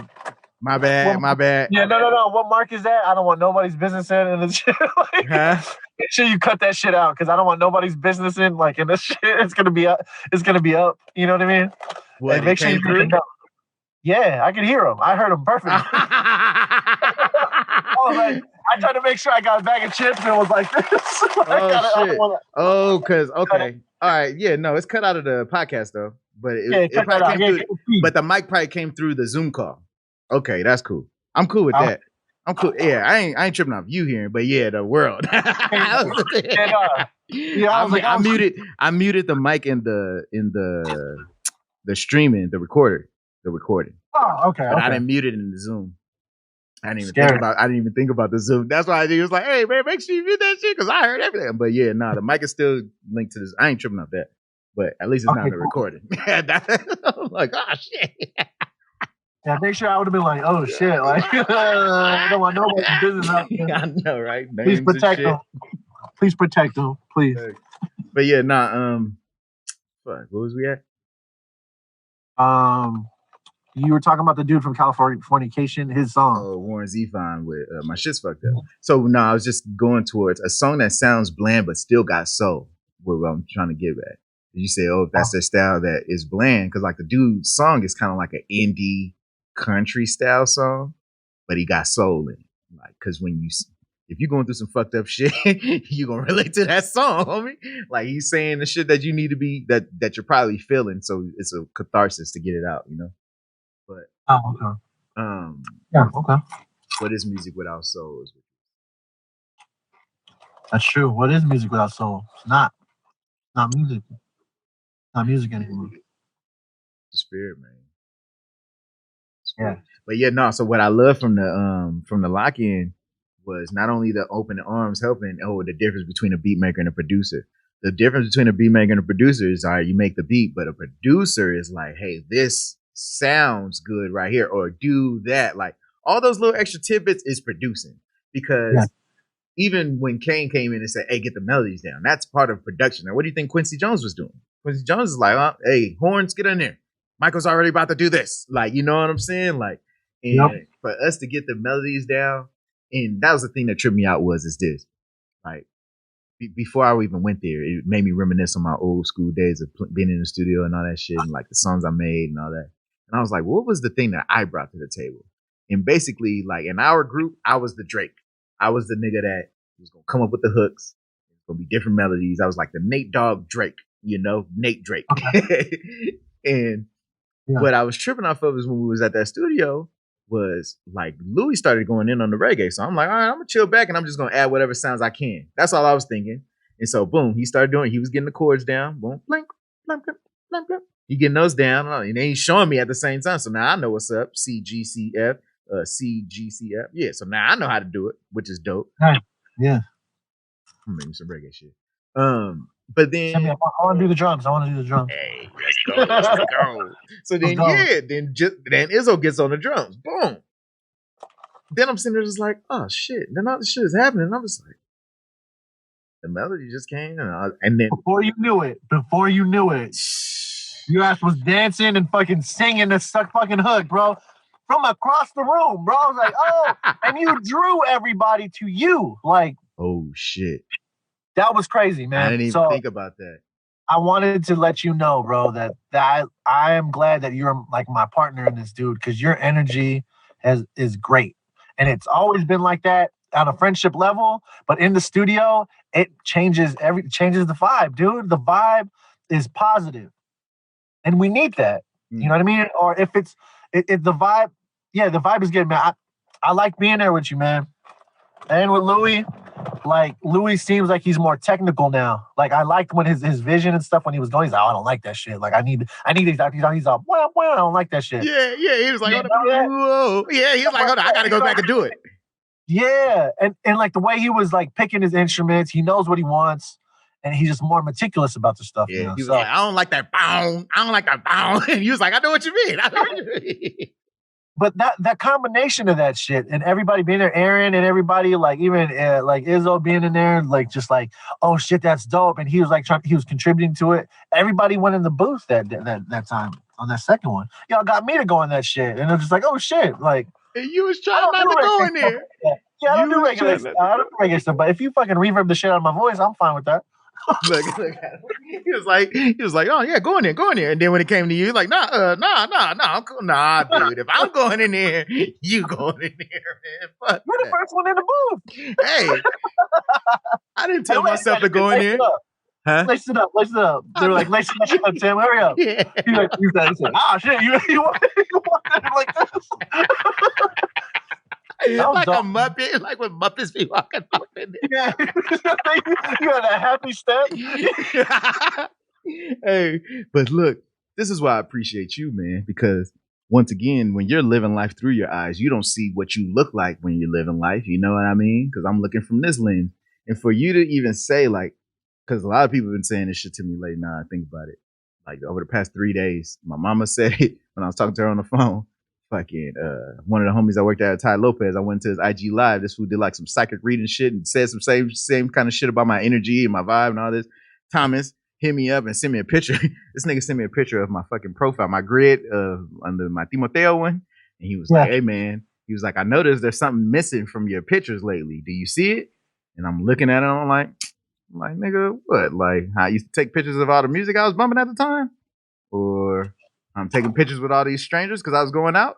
He was like, yeah, man, you got all these pictures with women and you smiling, man, like a real smile. Not this fake ass smile shit, like the real smile. And he was like, man, the only reason why I'm bringing this up is because I was talking to somebody at work and I was telling him how like accidents can fuck shit up. Like, I guess he was trying to forewarn this dude. And I guess he was using me as an example. It'd be like, dude, trip off this. Like, have somebody that's fucking happy as fuck all the time and all this shit. And then an accident happens and this fool goes off into this whole depression ass shit. Like that same person. You could see it over the timeline of what the shit I was taking pictures of versus what it shit started turning into. And it's like, fuck, what happened to that guy? He got into an accident and all this shit happened. Like, you know? And I'm like, fuck, nigga, like to be used as an example like that, it made me trip out because I'm like, fuck. I'm like, nigga, I would definitely be going out dancing with all these girls if I could. Nigga, COVID fucked up a lot of shit. You know what I'm saying? Yeah. I'm like, COVID fucked up a lot of shit, nigga. But even at the point where I couldn't even dance, where I was fucked up physically and shit. And so I had to find different alternatives. And so, but it still, and he said, man, this is what Thomas said. He's like, dude, I was saying that, I was telling him to do that work, that how your energy's so contagious. And like how you need to get back to that because you impact so many people, whether you know it or not. And I'm like, fuck. So then somebody else, when I went to the homie did his reading on me and shit. And he said, one of the things that stood out was, he said, man, and like he was closing his eyes, just really trying to feel whatever was going to come to his, like just the purest whatever, right? And he said, man, he's like, all you got to do is smile at people. He was like, oh, the question I asked him was this. I said, because he's like, oh, if you got any questions. I'm like, okay. I was like, hey, man, tell me what my wife's name is. You know what I mean? So that way I can weed out these temporary girls. We're like, oh, you temporary. You ain't her name. Fuck that. But he left that off. And then he was like, but yeah, if you got any questions. So I was like, okay. My question is this. What is something that everybody else notices about me that I don't notice myself? So when he sat there and he was like, man, he was like, your heart. What? Heart. He was like, when you think about it for real, you operate from a different heart space. Like you're genuine, you got a good vibe. And he was like, if you notice, other people, everybody don't operate from that same heart space of innocence and like looking out for people and shit. And he's like, and you don't give yourself enough credit because that's a gift. Because by you having that big heart, you change so many people's lives. And he said, and you don't even have to do anything. You just have to be around people. And I was like, what? He was like, you just have to be yourself. He was like, oh, I'm feeling that. You don't even have to do anything. He said, dude, you can see somebody in the coffee shop and just smile at them and you'll make their day because you smiled at them, because you're a light that's coming through you and your being and your vibe and your aura. He was like, you don't even have to do much with people. You smile at them and it makes their day. He said, just your presence makes somebody's day. He said, in my own personal experience, every time if I see you looked at my story or if you like my post, good feelings come through my head because I'm thinking of Tim like, oh man, it was always good vibes. Every time you come to my mind, it's always something good. And I was like, fuck, nigga. I didn't really think about it like that. You know what I'm saying? Like, yeah. I think everybody got a good heart because I feel we're all born with that innocence, but everybody let that soot cover up that heart and then they not recognizable anymore. So, but that fact of what you're saying, because I've been doing this all my life. You don't know that it's happening. It's just you living, but for you to say, and everybody draw to you. And I was like, I didn't think about it. Till you said that right now, I wasn't thinking about it like that. I didn't think about it like that. I just seen that we was all in there. The beat was made, Izzo, we all vibing. And then I don't know where the melody came from, but I'm just sitting there and I'm just like, and I'm saying it to myself. I'm not saying it to everybody else. I heard you. You were saying to somebody. I give me that. Hey man, no, because you were singing it. If I'm saying it to myself, and then people got drawn to me, that I wasn't singing it to nobody. Yeah, singing it to you. Said no, I get it. I was kidding. No, because you were singing it, and then you kept going, and you got more confident with what you said because you found out you knew what you were saying at that, and you repeated. I was just getting the words. I was trying to get the words. Yeah, you were getting that melody. You were getting that the words, that hook or whatever down. You kept singing it. And I looked over, like we were just vibing. I was like, shit, damn, and then freaking what's it called? Yeah, Louis comes across the other side. Yeah, looked like he was about to walk out, but he was just like, oh shit, like he heard it or something, and he was just vibing too. He was like, oh shit, and then he started fucking thinking. You see his face fucking get into start doing busy bone. Yeah. He was getting into fucking artist mode, and then Aaron was like, nope, we got fucking. He's like, no, we gotta fucking do this shit. He's like, we'll do this shit later. We repeated the whole shit. Got you in there. Louis was in there like fucking. You could see it in his face. He was like fucking analyzing everything and shit. And then he went in, laced it. Everybody, freaking Aaron went in there, did his shit. I'm not familiar with reggae like that, so I mean, that shit was so fun, man. It was fun as fuck, man. It was so fun, and the best part for me, like, because I'm a big fan of supporting people. That's what was dope. Is everybody that went in the booth, like, this is what I do at dance circles, and that's how it started feeling when with fucking Louis, because when I'm saying the thing and he looked like he was gonna leave, then he turned back around. And then now he's like vibing. Now it's kind of like we about to start a cipher circle. And I'm like, nigga, what? I'm up that. Anytime we got a cipher, nigga, I'm always in. I told my brother that. I was like, yo, it felt like we were breakdancing in my garage. And that's the feeling I fucking love. I love that feeling. Because there's just there's something about that hype where you're not even there. Like you're there, but it's something else. And you don't know what it is. And that shit is just, the energy is fucking dope as fuck. Because you get comfortable, but then the level of comfort is like, raised. I don't know, through the roof. Yeah, it's huge. And then that's when the energy, you're able to siphon off your energy, like everybody's energy in one little pool. And that's basically what a cipher is. But a cipher between your crew though, like that's what it felt like. A cipher with your crew. Everybody came out the booth and everybody got love. Because that's how I do at dance circles. I'm like, you're gonna dance, you're gonna cheer for them. And when we make you dance in a circle, we're going to cheer for you. So that way everybody know that everybody's going to get cheered for. But when everybody was going in the booth and doing their part, the niggas come out, like that shit right there. Like that whole shit is therapy for all of us, nigga. That shit was dope. I don't care what nobody say. Like, yeah, man. I was like, man, I will move back to Victorville just for that. just to be able to do that. Dude, I'll be looking at the videos and I'm like, damn, these niggas is right there. They could just go there. Like, I'm like, man, that's a mission for me. But like, if that was there, I'll be there every day. Because why not? They're going to create their future out of it. Like, and then the next day they're like, oh, they went down to this other place and another opportunity. I'm like, nigga, this shit is not by accident, homie. It's not by accident. And that's another thing too. They came up with the video immediately. Dude, I shit my pants. I was like, nigga, this turnaround time right here. Because when it's ridiculous. When he grabbed the camera and it was like, that's right, Nam. Like the way he said that's right, it made me just feel like, you know how when you had those conversations with the crew, it's like, hey man, anytime we're in here, it'd just be dope if you just grab the camera and already jump to it and shit. Because then we be doing shit that don't get caught on camera, but if you just grab it, blah, blah. So then when you're in that moment, then dude just go and grab it. You're like, yeah, hey, nigga. That's right, nigga. Yeah. Hey. You want it. Yeah. That's what it's crazy how they already know to do that shit. And you know, it's that whole vibe. I love those. The next day we got a video. We didn't transitions and everything. Everything. Transitions and everything, man. That was crazy. And it was legit. That video was legit. Yes, it is. I got people back in Texas. They was liking it. Said, "Oh shoot." You know, I was like, yeah, I kind of want you to see that. Like, I kind of want you to see that. Like, not to be like that. I know it's wrong to feel kind of, but come on, like, I want to stunt a little bit, just a little bit, just a little bit. Let me stunt just a little bit. Because this is what I do. You know, this is what we do. And hey, like, you see me put the picture on there. I'm like, nigga, studio life, nigga. And this is a studio, but that was a studio. You know what I'm saying? Like, fuck all that. Yeah. That shit made me feel official, homie. It was so liberating. Yes, shout out to Matt Studios. Shout out to Matt Studio. If you need work done in the high desert, because that's home base, please go through them.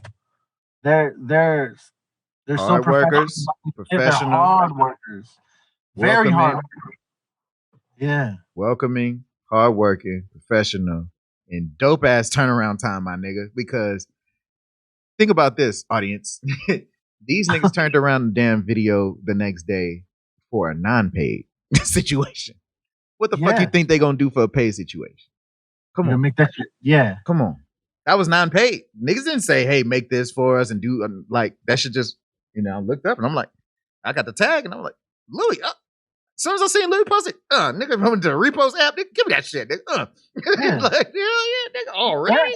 Aaron texted me the video, bro. I was like, dang, you guys got quick. And we had left the studio at 6 a.m. Come on. Well, it was that same day we got the return. Oh, shit. It was. That was the same day because we did leave in the morning. We left at 6 a.m. That was fun, man. I haven't done that in a long time, man. Not 6 a.m. That's crazy. Like, I haven't. Didn't feel like it. I didn't feel all tired because I drove back, So I 2.5 hours, something like that, right? Yeah. I'm glad you made it back home, though. Yeah, that's crazy, man. Damn, bro. It was so good. It was such a good experience to be there. And I was a little worried, in the beginning, like we weren't going to be able to get anything done for some reason, But we got shit done, man. We did, man. I was worried because of the time frame switching up. Because I went over to my mom's crib and I'm like, all right, I'm gonna take a nap here and shit. But like, you can't just walk in your mom's crib and take a nap without her telling you some kind of shit. You gotta talk. So we talking about, and then like she go to leave and I'm like, all right, so I go to fucking lay down.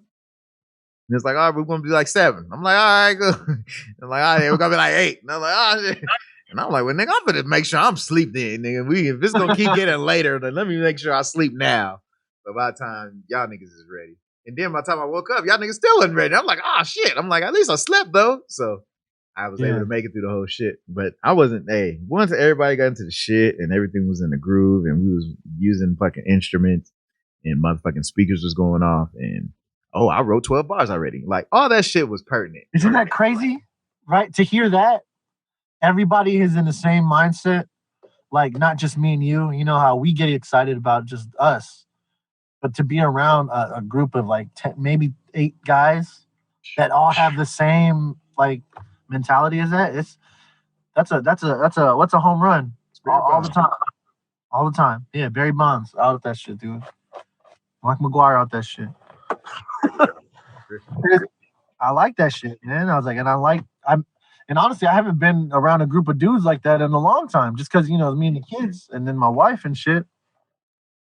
You know what I mean? Like, it just felt good that the energy was freaking dope. I can't wait to go back. Straight up. I can't wait. Straight up. No. The only thing was the sound. I was like, fuck, man. Like, I wish I could just be like, all right, man, now you got all complete. Because that's all I needed. I was like, all right. I didn't know what to do. I'm like, okay. I got some of these plugins, but these ain't the shits I normally fuck with. Like, you got the Mark 1. That's clutch that you got that. That came probably with... Did you get Complete Select? Select, yeah. It came with Machine 2. Oh. Machine 2 and I think it might have came with the studio setup. Yeah. Yeah, I saw it one day. I was like, I don't have this. But I realized that even getting all these different sounds, I think I need to research the sounds that I'm getting so that I know what to go to. Because I know to go to with my drums, and sampling is sampling. You just pick whatever samples you want to, right? But I think for me to get into a faster workflow, I would have to know my instruments. Because there's a billion instruments, you know what I'm saying? Like, there's a billion. In one pack, there's thousands. Like, there's these certain sounds I want, but I don't know what they're called. But I just have to research the shit. Like, I want that, like, K-Tronada bass and synths. Like, I want that shit. Oh, that's easy. Cause do you have Monarch? I think so. Monarch is the analog synthesized bass that you can use to make a Kaytranada sound bass. All right, we need to go in depth with this because I need to talk to you about that shit. Because for sure. Actually, we talk about it right now. Yeah, okay. Yeah. Well, that was just for example though, like because I don't know. I mean, I haven't like dove into that stuff that yet. Especially I'm on like vacation or whatever, visiting home. So I mean, I'm getting inspired. I'm like, damn, I want to go home. We might even leave tonight. So crazy. Yeah. Whatever y'all do, be safe, man. For real, for real. Yeah, we're trying to get out of here, man. All the shit start locking down. Is it the same shit over there? I don't know. I ain't really been out the crib like that, to be honest. Well, we've seen like on my mom watches the news like avidly, so she's like fucking scared and shit. And I don't like watching the news so many times. I only want to know like when things are shutting down, that kind of thing. I don't like the shit that COVID this fear mongering. You're gonna die. Yeah, I was like fear mongering. Put you all in the fear state of mind, and then now you think you go find a destination everywhere you go and shit. Yeah, this is not true, guys. Don't if you do what you're supposed to do, you should be okay. There's anomalies, but you know what can you do? It's a pandemic. But you should be okay. But still, yeah, we might leave. I guess she said that we could probably go up there and pick her up. What time is it? 2 something? 3:25. 3:25. Oh yeah, that's enough time. 3:25. Go up, pick her up, come down, rent the car, bounce. So I mean, that should be okay. I mean, was it raining when y'all was driving? You say y'all drove 16 hours straight at one point. 19. 19 hours straight. God dog. It wasn't raining, thank goodness. That's dope. The first time we did it last year or in January of this year, it was raining a little bit, but still it wasn't too bad. Wasn't too bad, but yeah, I'm just eager to go home and work.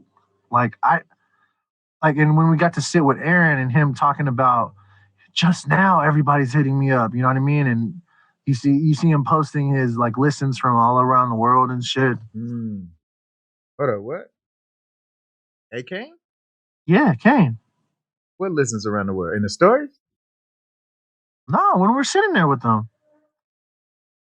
We're sitting there and he was like, I wasn't in on that. But I heard him, it's part of the video when he said, like, you never know who's watching. That was probably when y'all was having that conversation.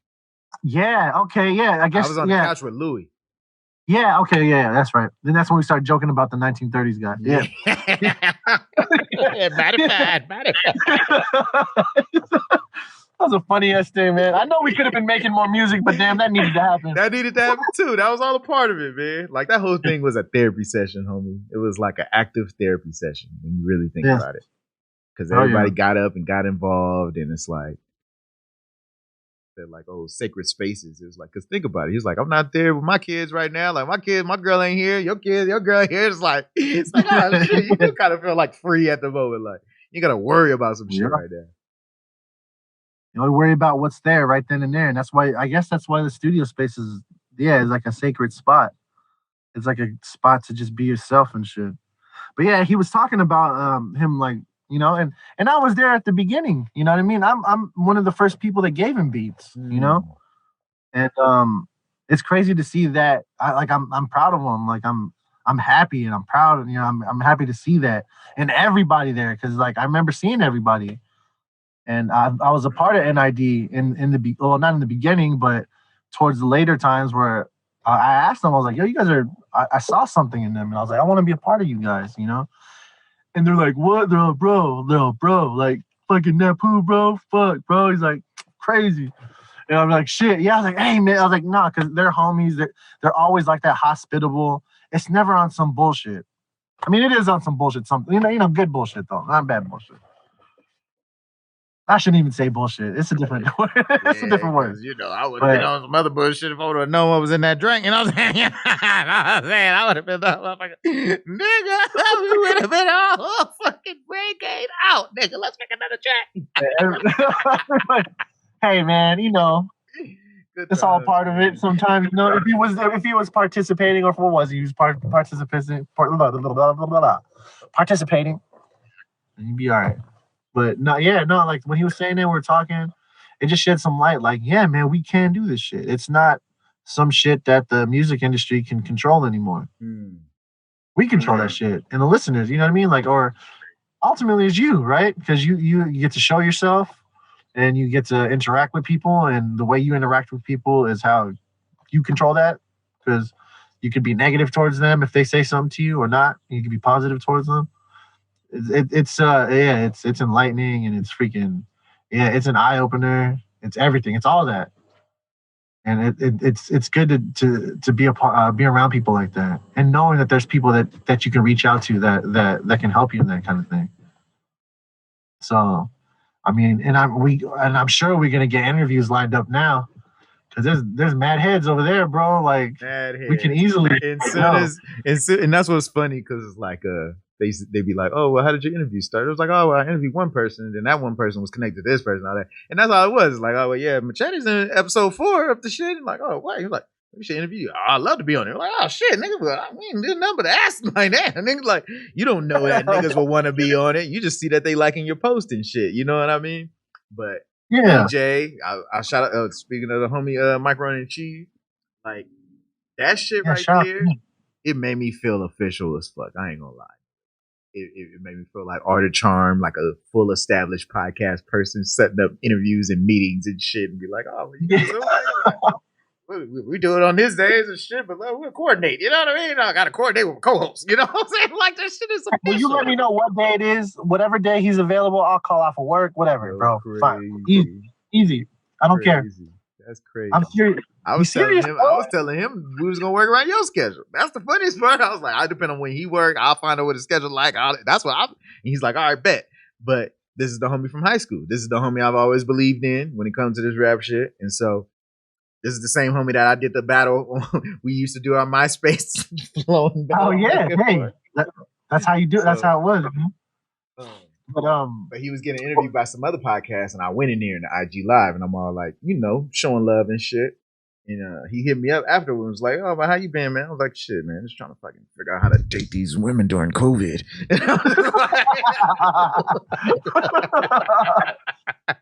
You ready, man? You ready to soil, huh? Dude, I ready to soil some Royal Oats. Fucking keep the soil, his Royal Oats. Yeah, I'm coming to America, motherfucker. Oh, Prince Hakeem round. Prince Hakeem. I'm ready. Am I going to do that accent? I don't want to be racist. Hey, fuck all that, man. Yeah, I know. I'm just impersonation of the motherfucker. What's called? I didn't feel you was racist when you was doing Calhoun Tubbs. Shit, like what kind of shit? Oh yeah, huh? Dang, you know people are sensitive as fuck now. Man. I can't. Fuck, man, because until they stole all my pennies.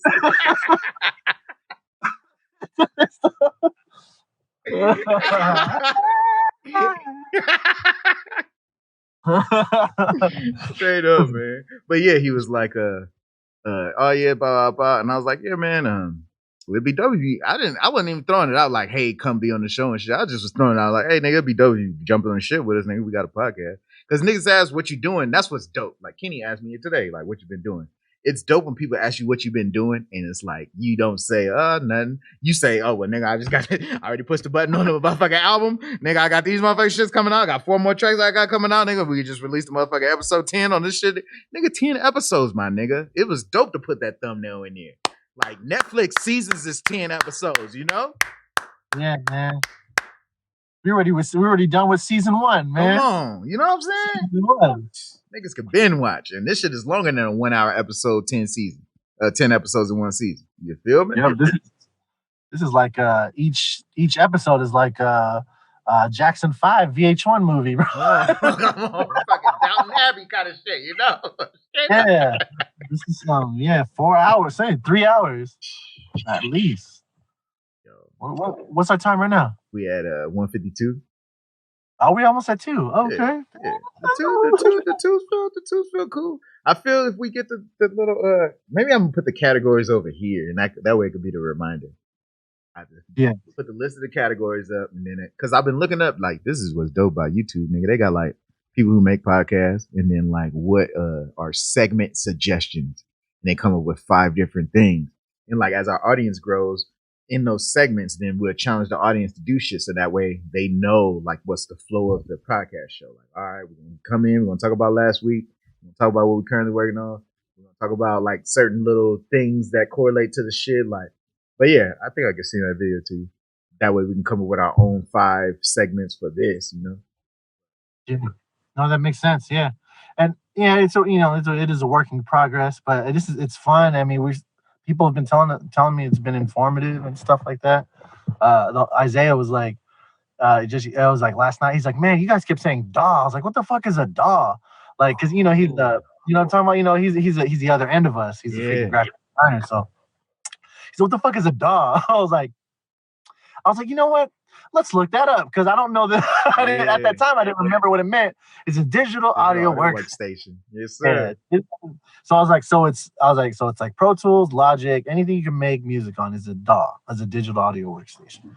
He's like, oh shit, that makes fucking sense. I was like, yeah. I didn't even think about that.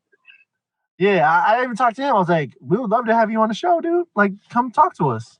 You can you can plug in, you know what I mean?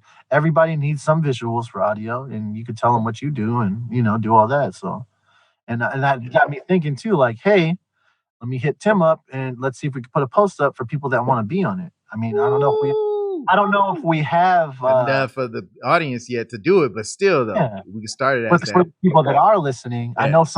I know people are listening. They can like hit us up, get on here early.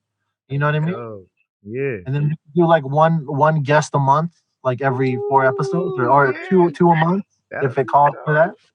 Yeah. Because when you were saying that about Isaiah right now, the thing that just went through my mind was, imagine if we had that one-stop shop. Imagine if 2 producers got together and everybody that they knew were the people that everybody that's a producer needs. You need graphic design, you need videography, you need video editing, you need rappers.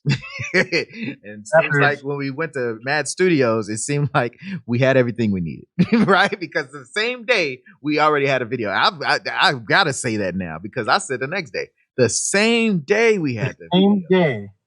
Same day. Since it was overnight, I forgot about that factor that was the same day. Yeah. Damn.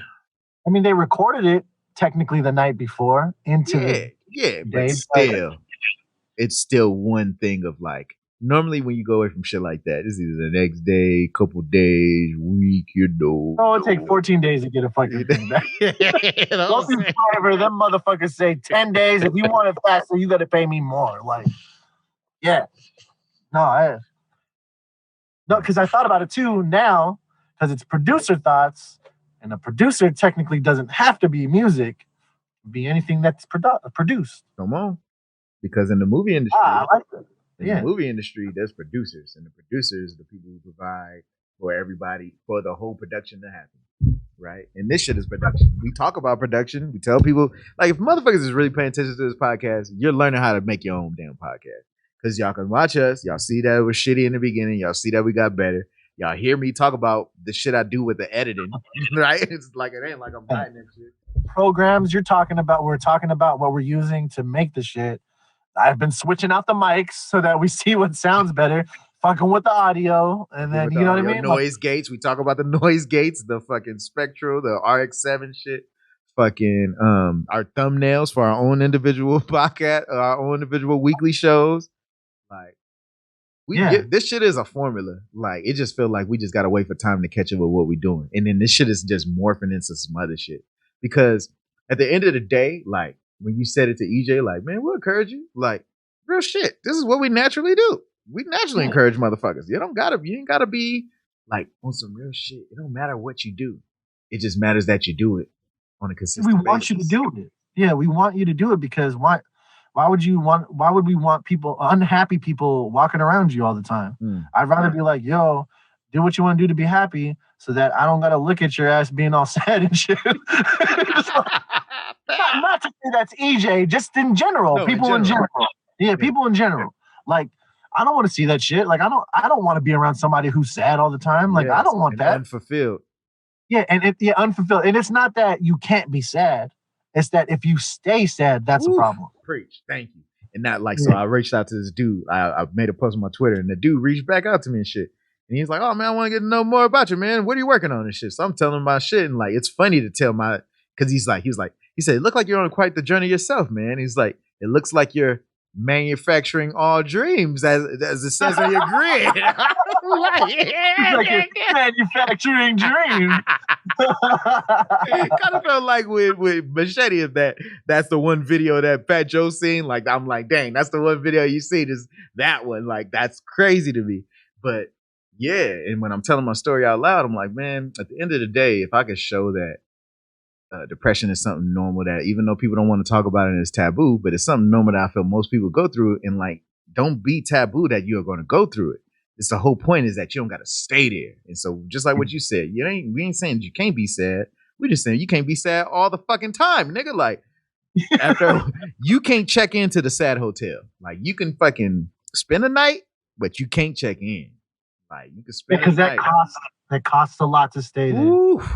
Woo. That costs a lot to stay there. Bling, bling, bling, bling, bling. All kind of gems on that right there. Yeah, real shit. That's crazy. That's crazy how that just works. Like, oh my gosh. Don't stay there. You could stay there a night, maybe. But don't. If you had a choice, don't stay there. Please go to a loved one. Go to happy place. For real. But yeah, like and so I was telling him, like, yeah, man, like motherfuckers could look at my journey. If you look at my Insta, and I've been trying to be I ain't saying trying to, we ain't saying hopefully. I have been posting every single day. I've been posting every single day, and sometimes more than once. And if people can look at the journey and be like, dang, this nigga was eating shitty, now he's making videos about eating healthier. Man, he's showing scales of him losing weight. Man, he talk about being depressed every Wednesday and what the fuck he did to get out of it. By the way. Congratulations, by the way. Hey man. Hey man.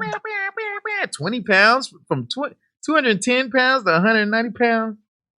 Yeah, hey, there you go. Atlas. Fucking Atlas. Hey, remember when Foot Lockers, like, they used to have like fucking Atlas and holding the shit? The fucking and holding the fucking wardrobe on his back and shit.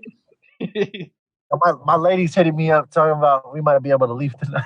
Oh yeah, look, you was already saying that. Yeah, I might have to leave in a little bit.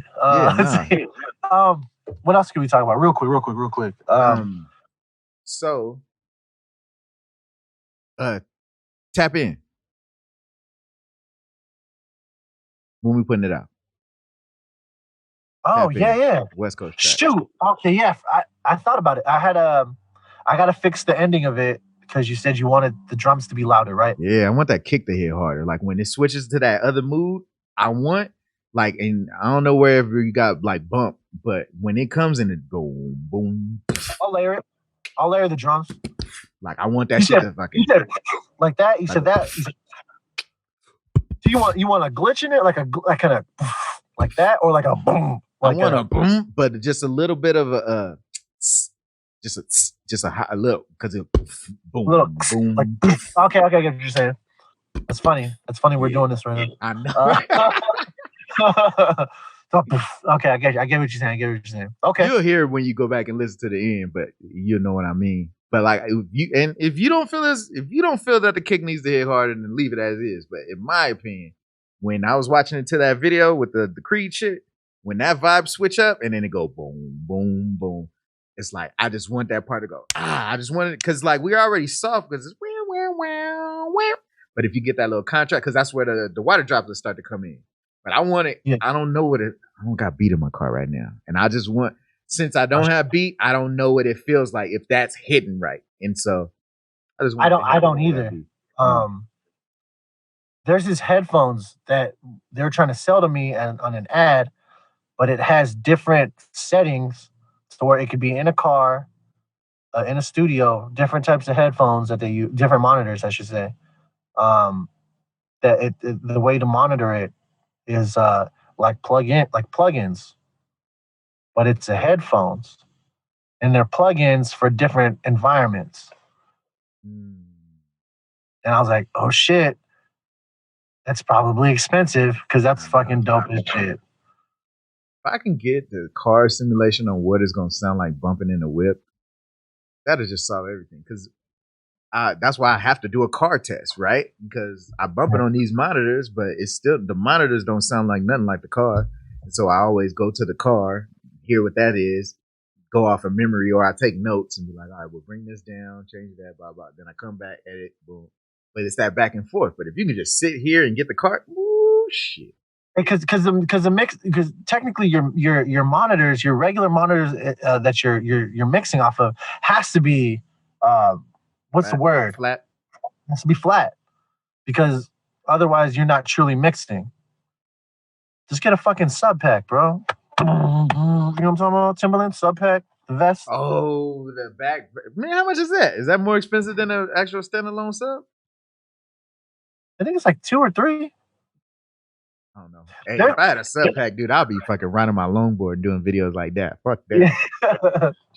No, there was a chicken if I go on the ocean. There's this other thing too.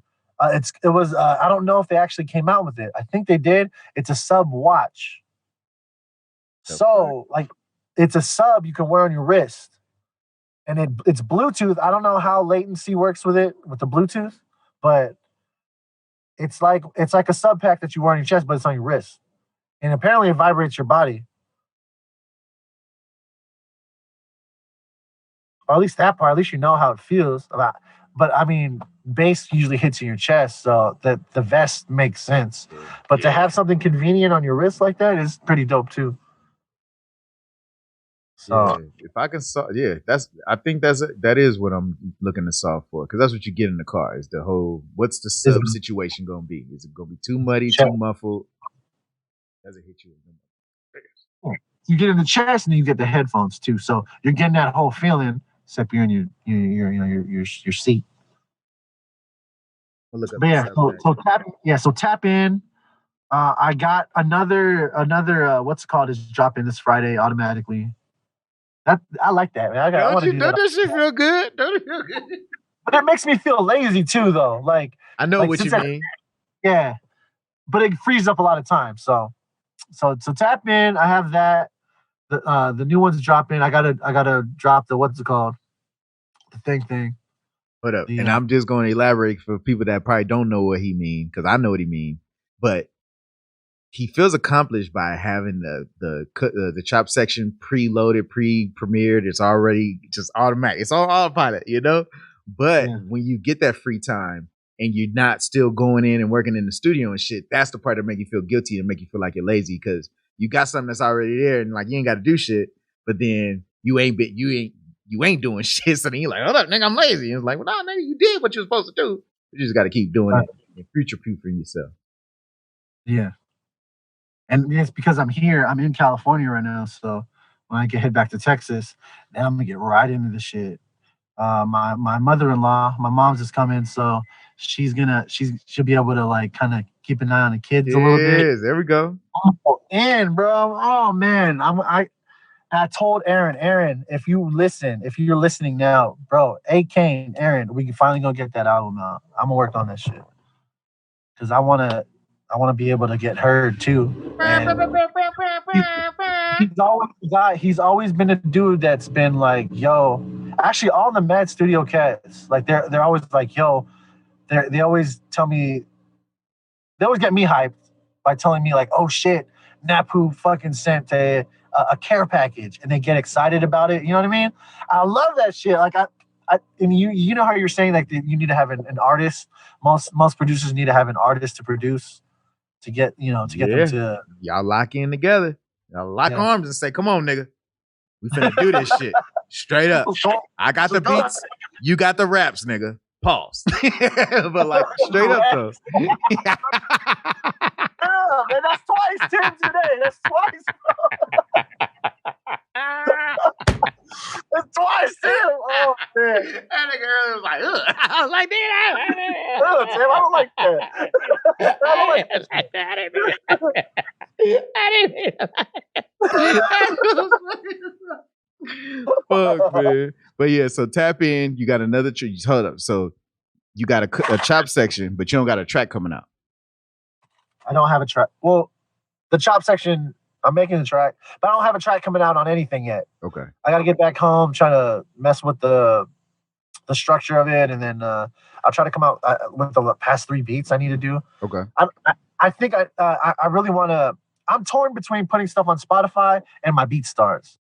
I think I should lean towards the BeatStars, but Spotify, I need to put something out on there too.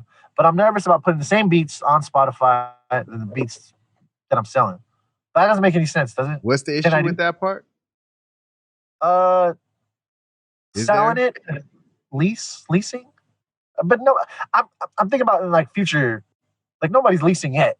You know what I mean? Like, so I don't know if I can do that. Like put on Spotify and then lease it too. Right, because it's a lease. It's not non-exclusive. And if somebody bought like an exclusive, then I would have just take it off. Yeah. Oh, okay.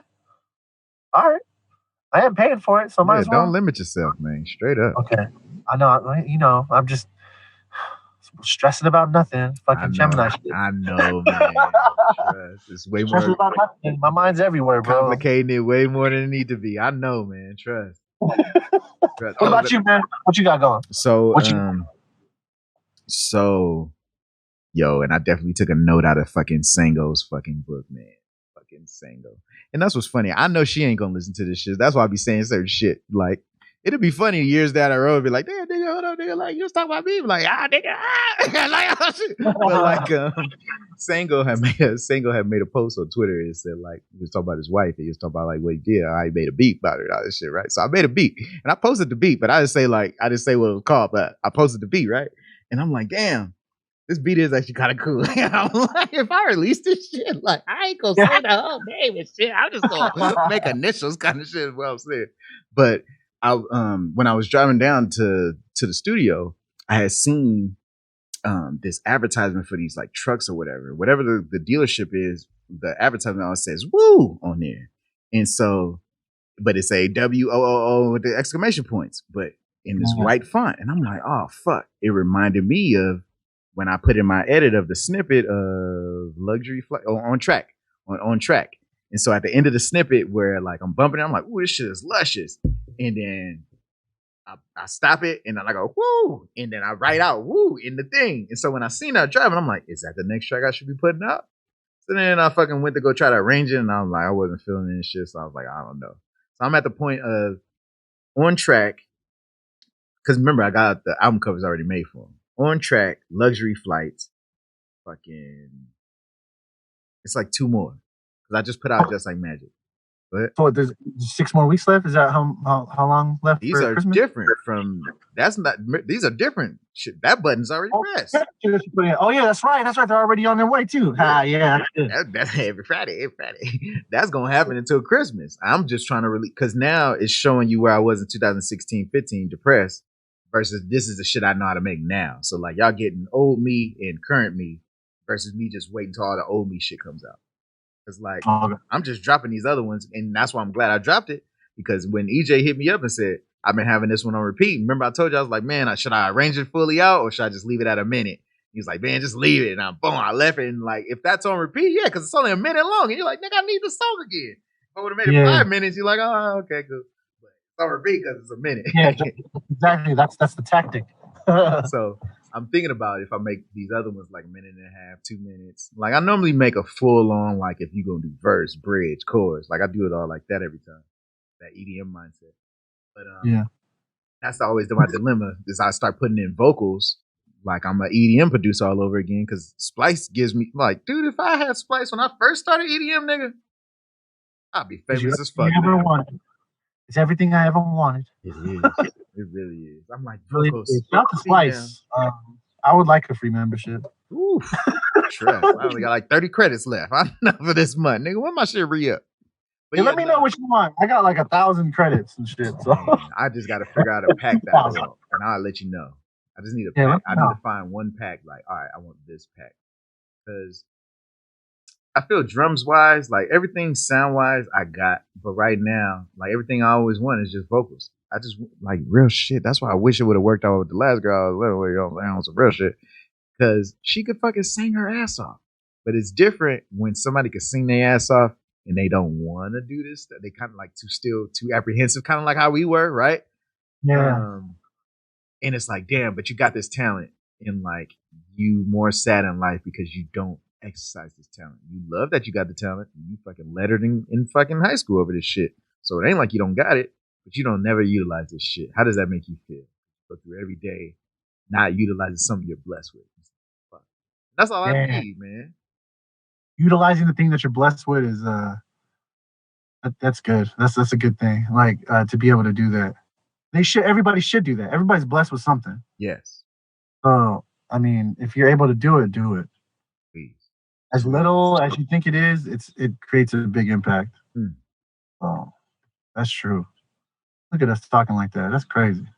And for me, it's weird talking like that too, because I don't know. It's just I feel like it's not me. Like I haven't been the person to talk like that. Like I think it's corny, but I don't give a fuck no more, bro. It's what's. Yeah, I don't give a fuck. I am corny. I've been corny, bro. My nigga. Hey, I've been corny. Look, because one of the episodes, right? That's the funny shit about this. You bringing it up. One of the episodes, probably like 3 or 4 or 5 episodes ago, you said something. It was about something like that nature. And he was like, "Oh, it's all corny." And I sat there and thought to myself, like, "Nigga, I'm corny then, nigga, because I want to see you win. I want to fucking see you." So I went on the fucking thing. I was like, "Nigga, I am corny as fuck, nigga, because." Fuck you, man. You can't, no, for real though.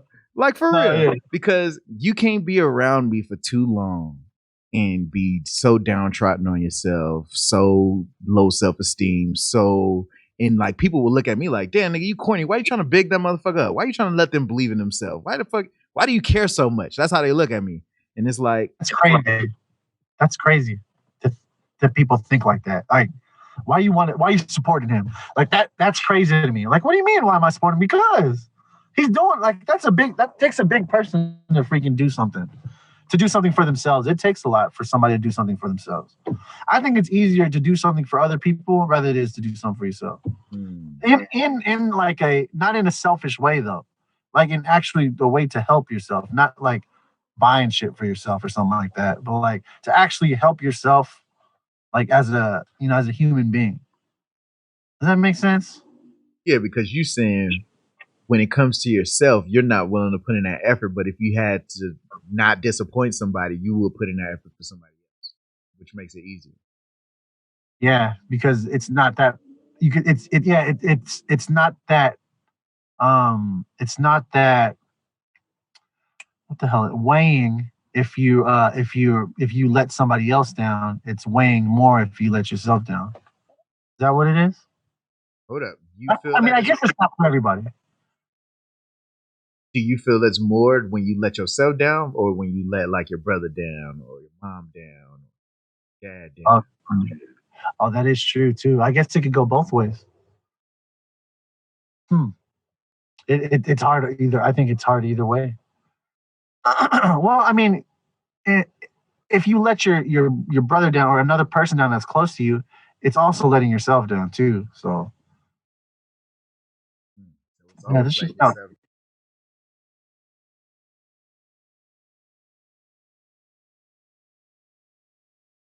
Computer, I always want to freeze on some bullshit. I thought that was me. Oh, you're still stuck. All right, but oh shoot, hey, this is probably a good time to call it though. Can you still see me? Yeah. Can you hear me though? I can hear you, but you're still in this like, Like, I'm still in that pose. I should take a photo of it right now. Hold on. I see what I was froze as, but I'm moving now. That's funny as fuck. I'll post that. Gangsta. Yeah. Yeah, for sure. I'm gonna try to get to those things. Oh shit! What the fuck is this on? I'm gonna try to get to those. Tap in. Oh, there's Shanae right there. Oh shit! Hold up. She over here walking there. I thought I saw my dog, and this girl was walking there, and then it's this finance girl, which is my wife. My nigga, Shoot, I can't hear you now. Oh damn. Nah, it's all good, man. It's all good. Yeah. I think I just need to clip this part of the episode just so she can see that. I saw this fine ass girl and it was my wife. Like, nigga, any wife want to hear that shit, nigga. You know what I'm saying? You can't even hear me. I'm recording.